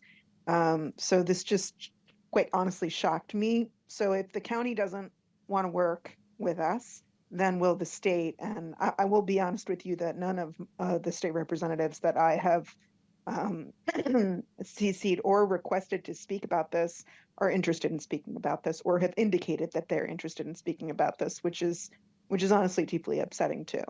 So those are my questions. Well, I have to tell you that, council and staff, we've been working with our county council representatives, most of them, our state delegates, and, we've even communicated with some of our federal representatives about the situation. So this very much caught us off guard, not flat-footed, but to have 30 days or less to respond to this sort of an action is just unacceptable, which is the reason why we filed suit. So we've also worked really closely with our sister municipalities and are continuing to work. So I believe we have some rough figures provided by the fire department just in terms of what the cost. And actually, City Manager Summeron, you previously mentioned 3 scenarios that could be used to fund temporarily services. So do you want to list the three alternatives that we received from Chief Ray and Chief Ross in Berwyn Heights? Yes, I can.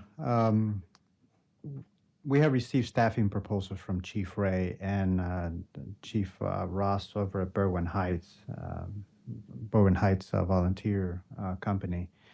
From Chief Ray, in speaking with a couple options, these are not all the options, but filling in the gap. One option is to fill in the gap that is left after 11 p.m.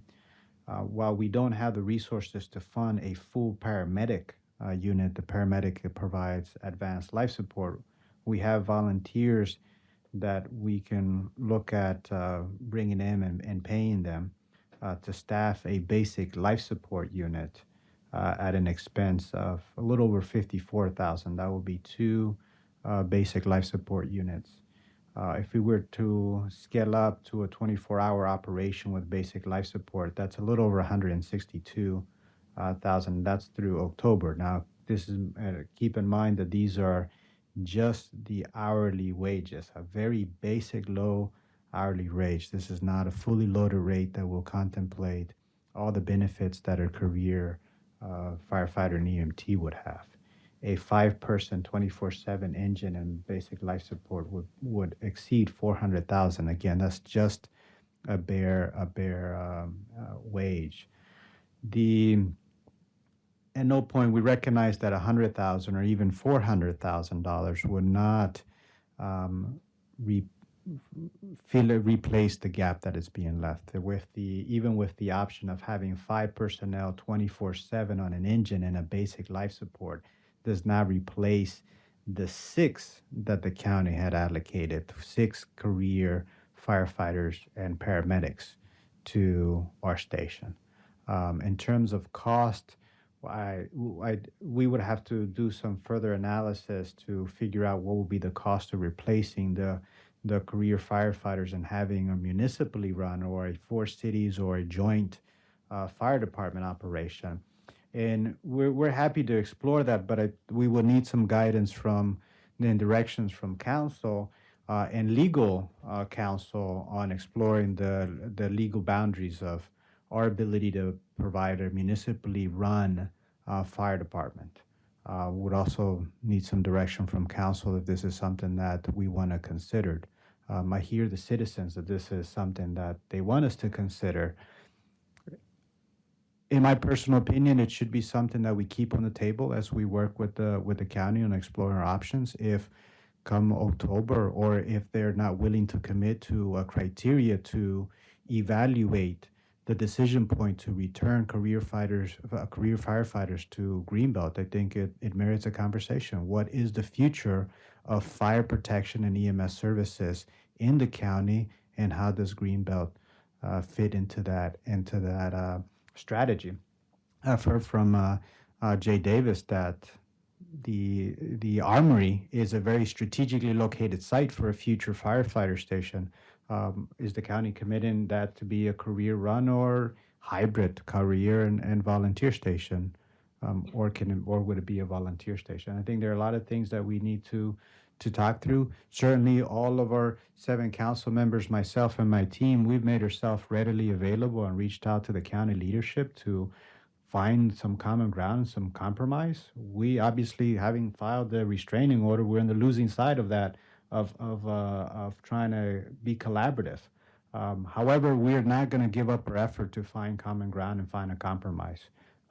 We're guided by our desire, commitment, and obligation to protect the safety of our residents, and we're putting that above all else. So we're going to reach out to whoever we need to reach out to find a compromise and work on a solution or solutions.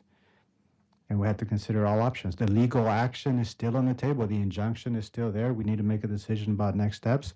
And unfortunately, because we were not successful in our restraining order, I think we need to have some conversation about our strategy moving forward with that legal action. And some of that, or a lot, that needs to happen in a closed session so that we can strategize. And we do have a closed session scheduled for later tonight. I just want to thank Ms. Ironrich for the letters, for CCing the city on the letters that you've been writing. And I want to urge other residents, if you are writing letters, be sure to CC the city manager or council so that we kind of know what's out there, the suggestions that are being made, because that's very helpful. Just social media is so ephemeral. Things are posted and they disappear. Some people see them, other people don't. But a letter is a little bit more tangible. Let's see. We can take, yes, Ms. Niesel? Yeah, I just wanted to echo what you said. Thank Mrs. Ehrenreich for her statements, and also to our citizen here. I want to really, really state that under no uncertain terms, the ultimate solution here is getting the 24 career firefighters returned to Greenbelt. That is not a decision that we can make. What we're really relying on here is the voices of our citizens as we figure out the legal options.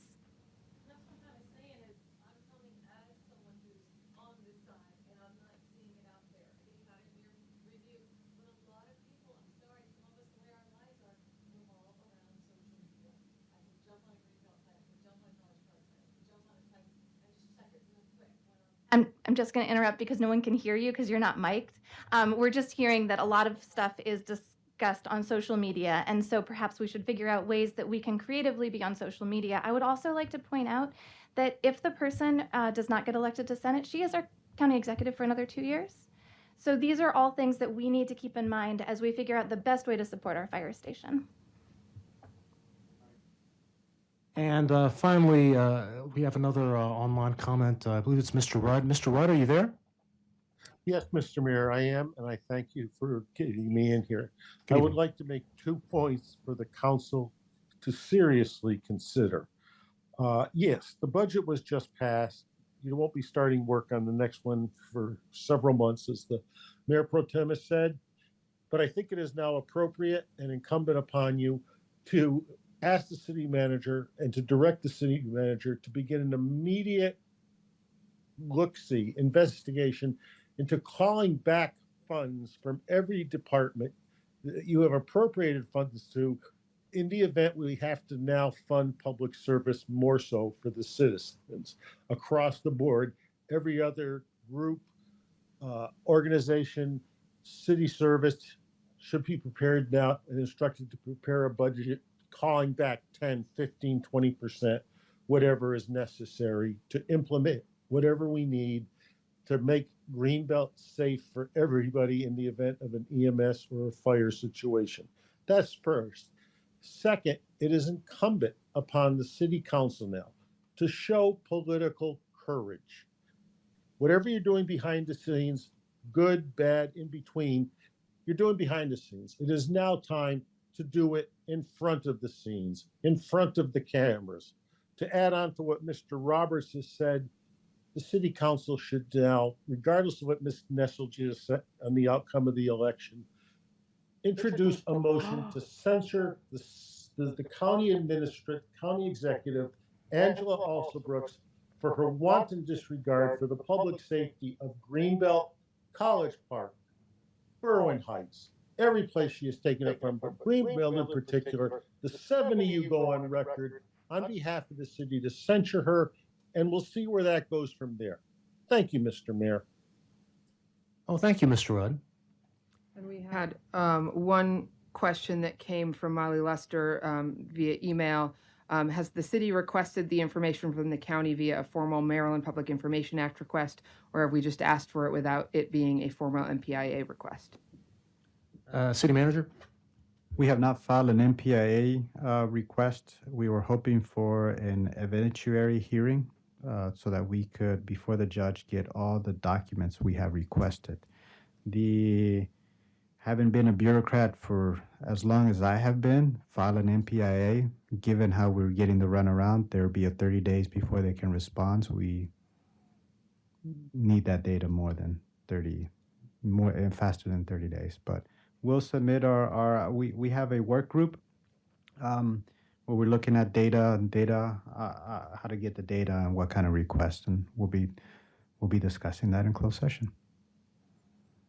Well, thank you. And with regard to the data, as soon as we found out about the situation, the police chiefs asked for the information. So the requests have been made repeatedly, not filing an MPIA, but asking for the data supporting this. And actually, seeing the county's plan, we're told that there's a plan and there's a consulting firm that's made some recommendations, and we've not seen that, and we've asked. Very openly so. Correct. We have asked the data for some time, even, and I'll say we, that includes the volunteer companies. I understand that their access to the data was removed months ago.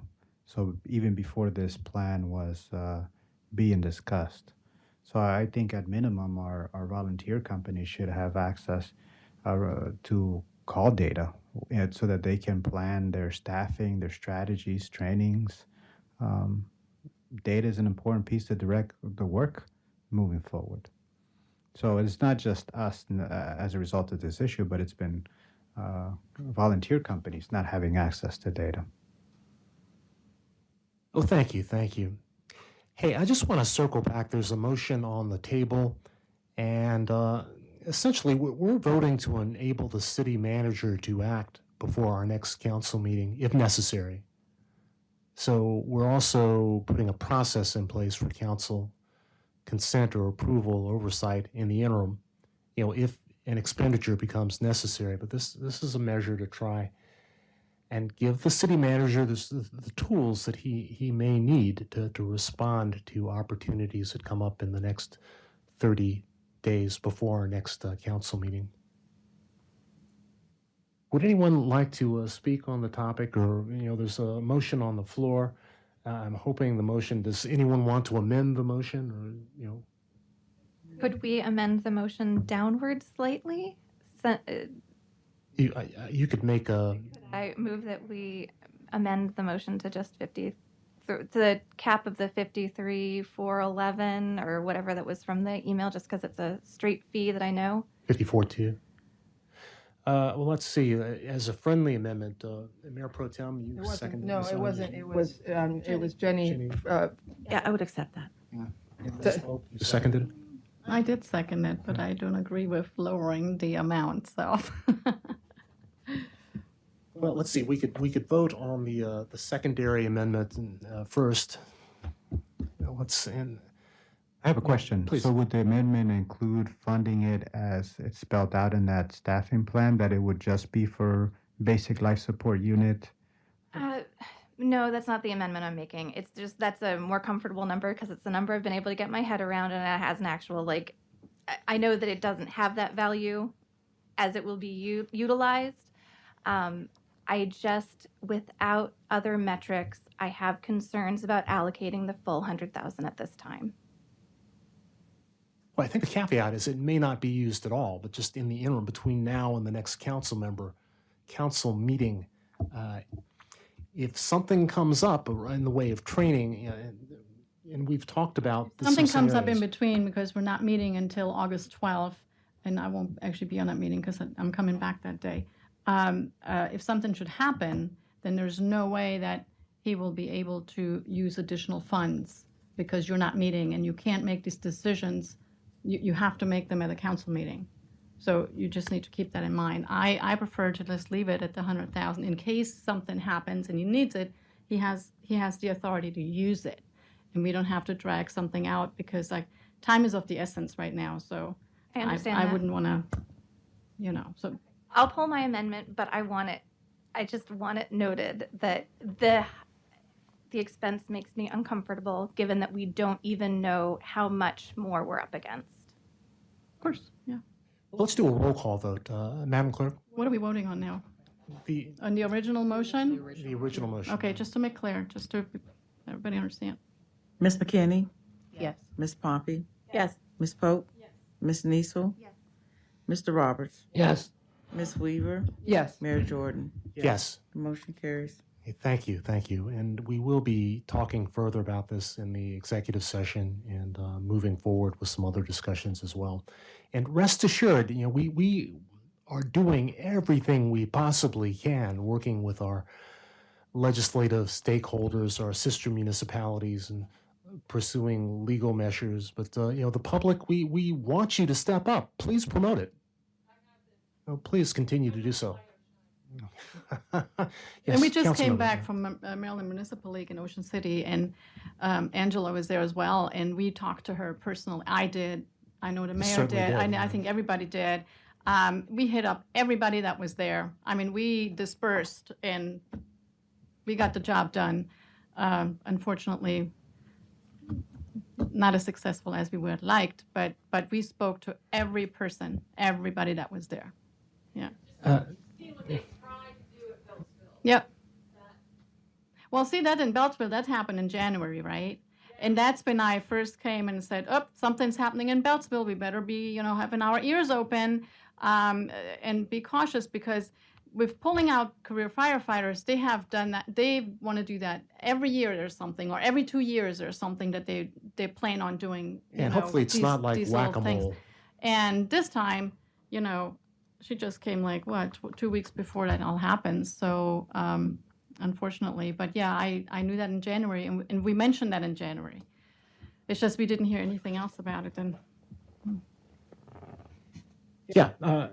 Yes, Ms. One thing to close out, because I know we're trying to move on in the agenda, but I wanted to just also say that this is an opportunity, as Mayor mentioned, as a stopgap and an interim, but our ultimate goal is to find a long-term solution in trying to work with various parties, whether it be our sister jurisdictions, county, to try to figure out a sustainable solution, because this money will only really get us so far. And there needs to be, it is a very complex situation. So we have to look at not only training, but incentives.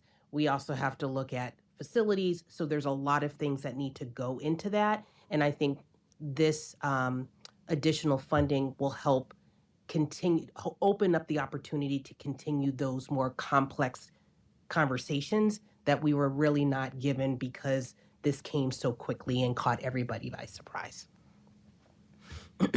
Right. And just to wrap up, talking about Branchville, but 3 or 4 years before that, it was Branchville and not Beltsville. So these situations keep coming up, and it just seems like the county is desperately trying to deal with a shortage of 251 firefighters.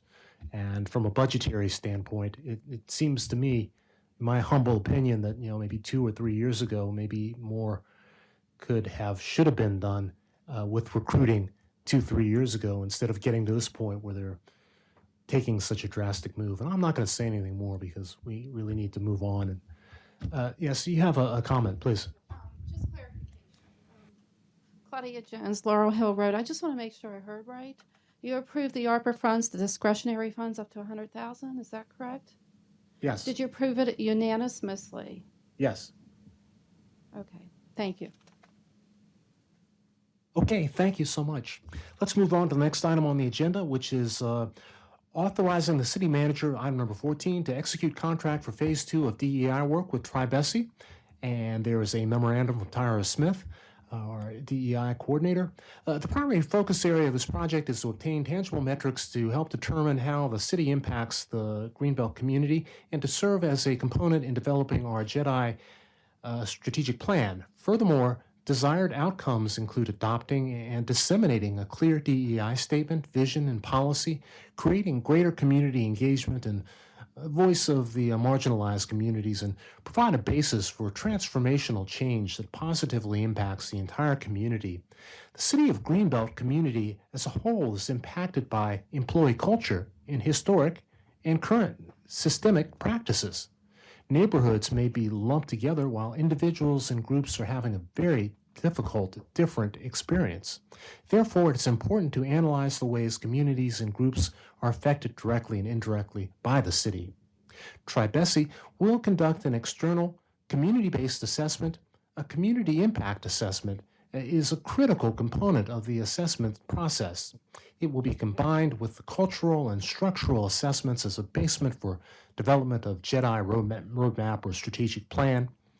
The deliverables are as followed. Number 1, plan, develop, and facilitate focus groups, all focus groups.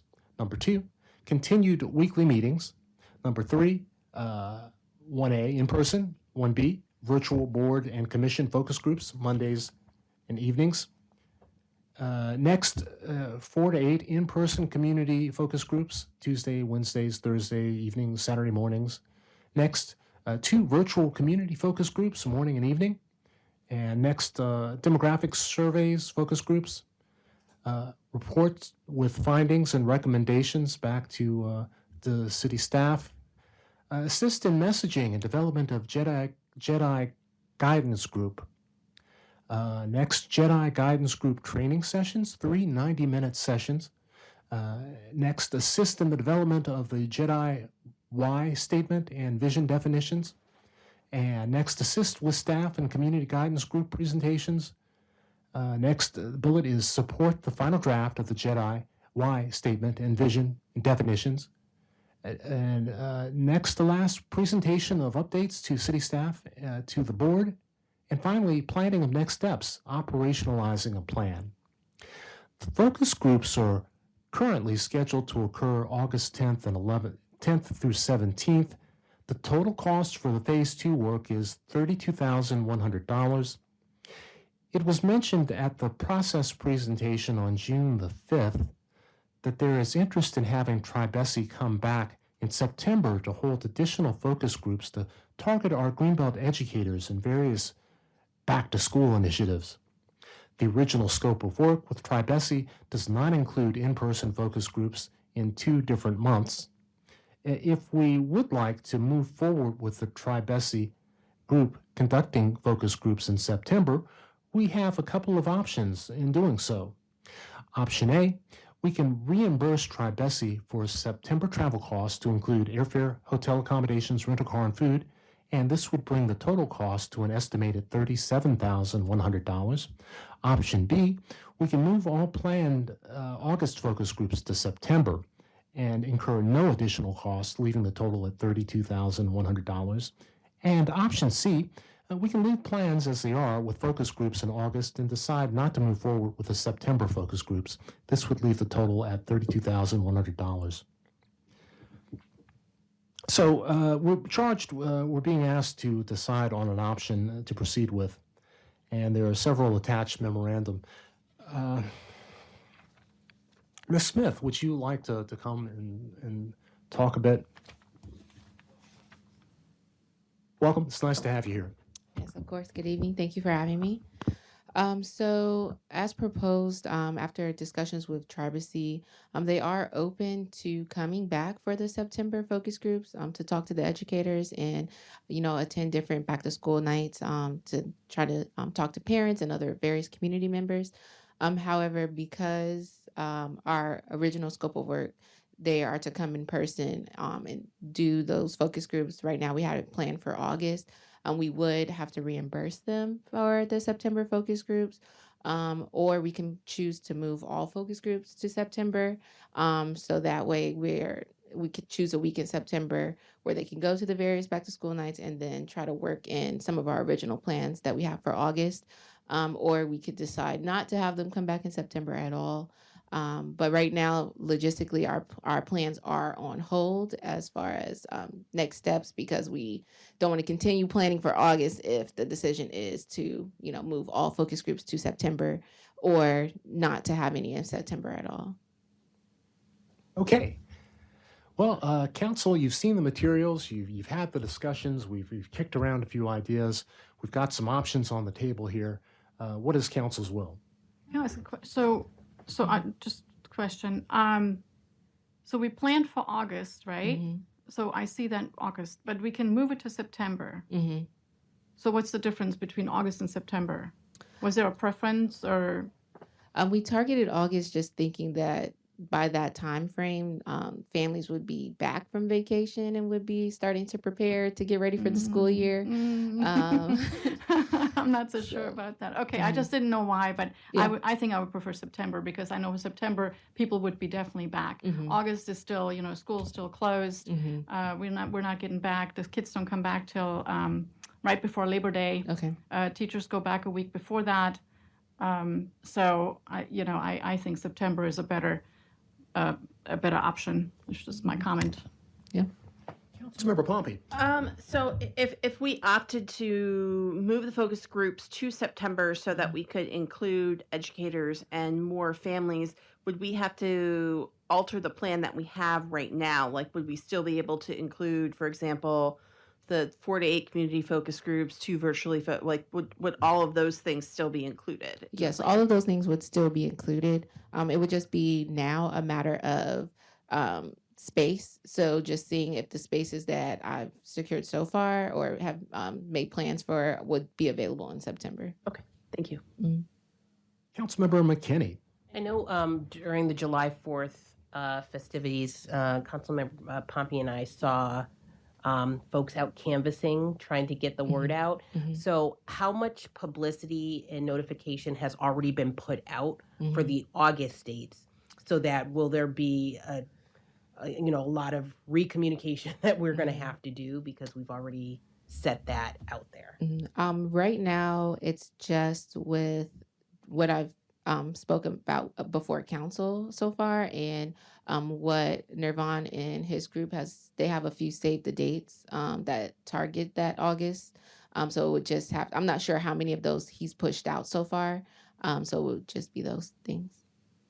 Mayor Pro Tem. Yeah, well, I wonder if we do push it back to September, I think we have the opportunity of either having Tribacy come out over Labor Day weekend and have a lot of people gathered who might be willing to talk to them, Right. or at the very least have dates set by then so we can advertise through that. I don't know. I know, it depends on if they're willing to give up a holiday weekend Right. for their work, but at the very least, it seems like that's a pretty good opportunity to reach a lot of people one way or another.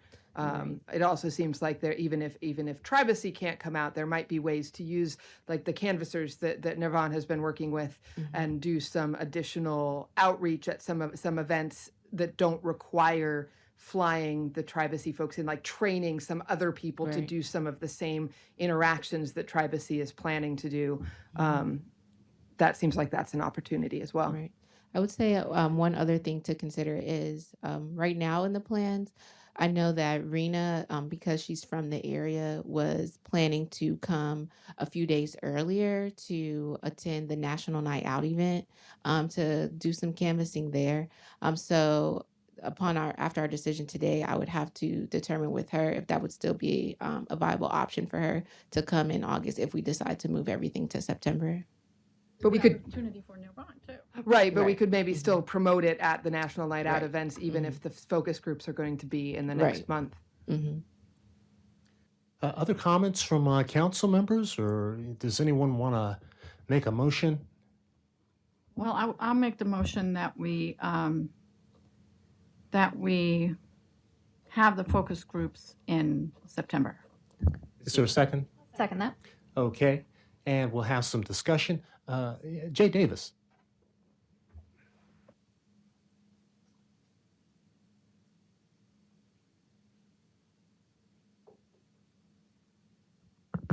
Jay Davis, Greenbelt East. Actually, not about what you're just deciding, but I had some questions about the focus groups themselves. So I don't know if I can ask those questions. Please go ahead. First of all, how many people will be in these focus groups? Do you know? I'm not sure about exact numbers. Just I'm anticipating at least 20. I'm hopeful that we would get at least 20 residents per group. And as I brought up before, I'm hoping that these focus groups, and it all depends, of course, on people who volunteer, that these focus groups represent all of Greenbelt and all its diverse groups, that it's not leaning heavily to one or to another, that you try to do as best you can on that. I'm very concerned that sometimes the focus groups, the way that they're made up, may determine the results that they get. So that is something that we're definitely considering, which is why we're looking to hold the focus groups in different parts of Greenbelt, as well as tailoring our messaging to different communities to try to encourage our diverse residents to come out. Even trying to hold focus groups at restaurants and just trying to come to the people where they are, and so that we're able to, in various events like National Night Out and then our back to school initiative. So we want to make sure that we're talking to as many people as possible, because we do want that data to be diverse. We don't want it to be leaning towards one demographic. Council member.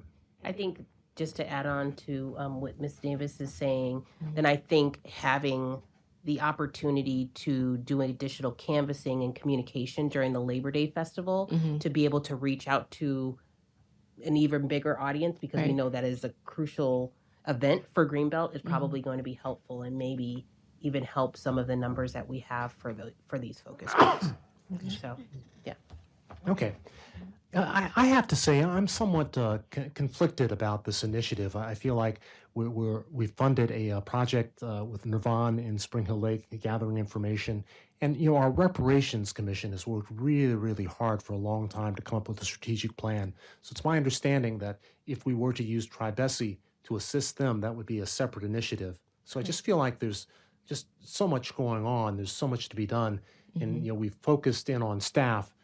And it takes time for that focus to yield results. And I know that with the city staff is working very, very hard at this time. So I just feel like we're trying to do everything all at the same time. So I have a concern about that. I think I'm going to support this motion to move it to September, but I'm conflicted, frankly. Any other comments? Yes, please.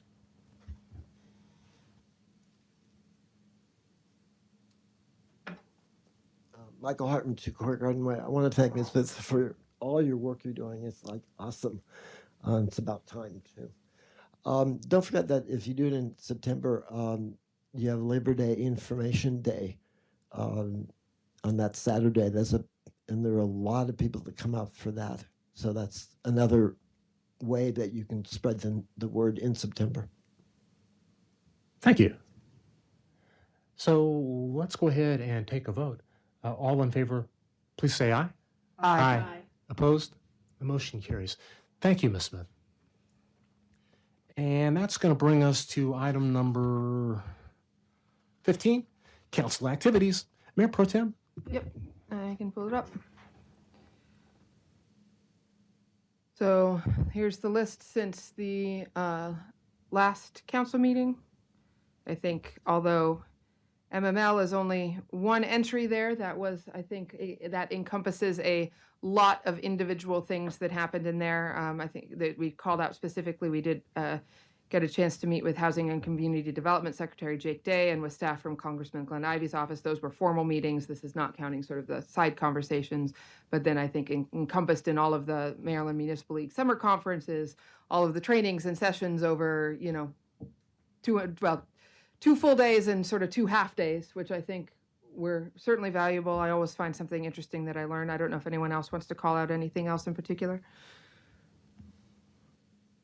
It was a great conference, and just being able to network with the other municipalities and talk about some of the strategic plans that they have around the environment, climate action, just so many things, so much shared information, and also just being up close and personal with the governor and the lieutenant governor, which actually spent a great deal of time with us, was very important. So this is really productive.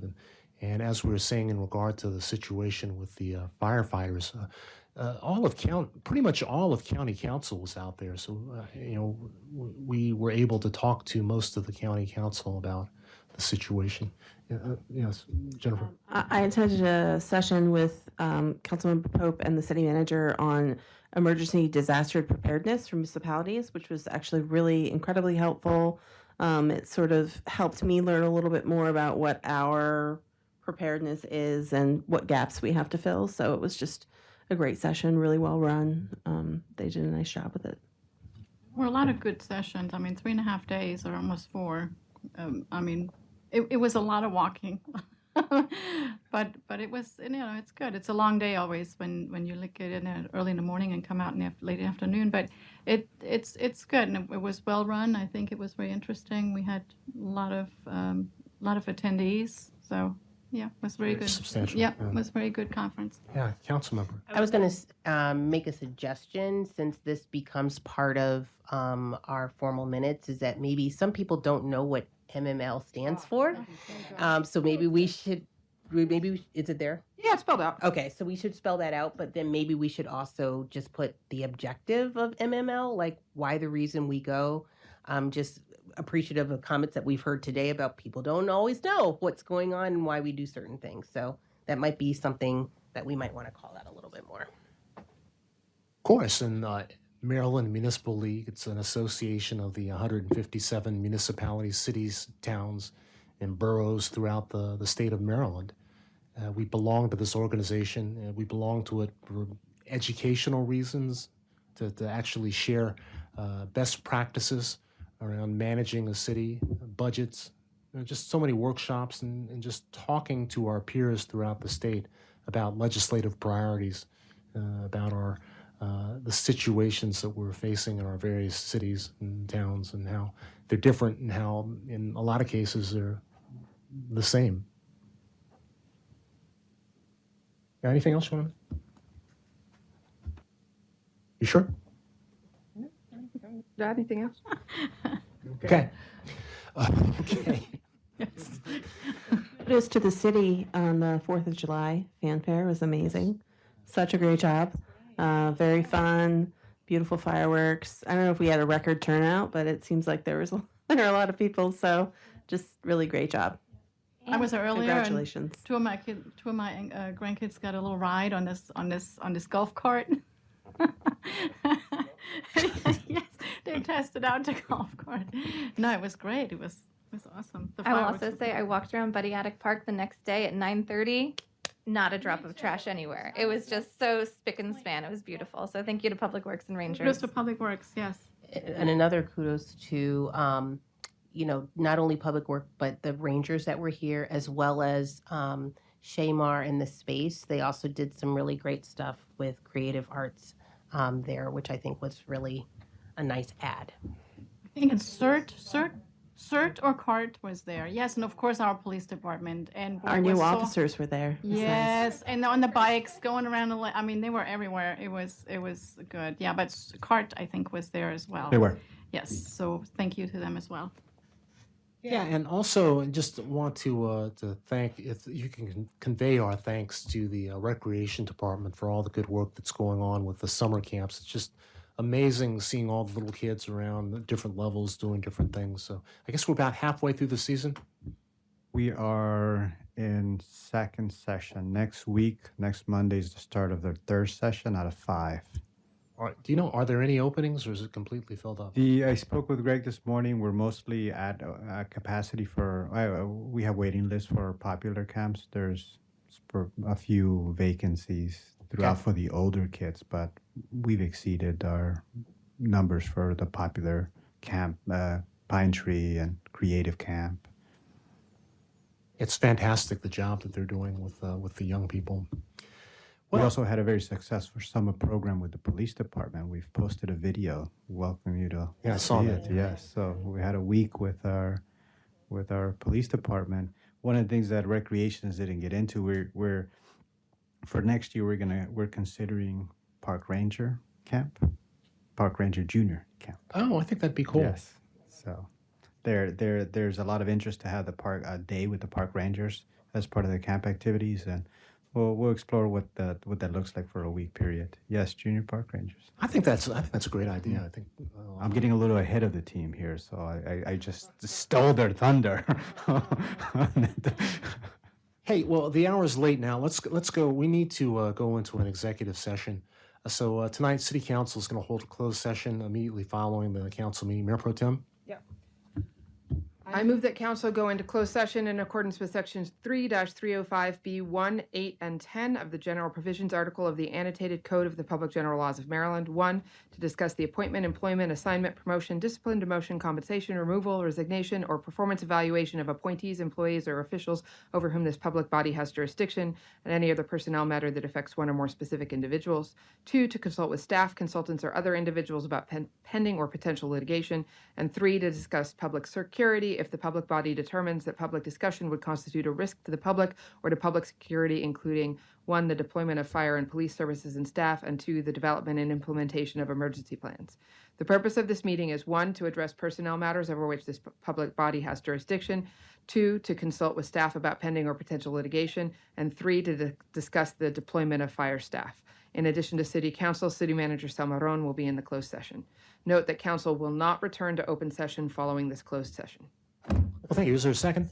Ms. Pope is seconded. Madam Clerk, can you call the roll on that, please? Ms. McKinney? Yes. Ms. Pompey? Yes. Ms. Pope? Yes. Ms. Niesel? Yes. Mr. Roberts? Ms. Weaver? Yes. Mayor Jordan? Yes. The motion carries. Okay, thank you. So this meeting is now adjourned.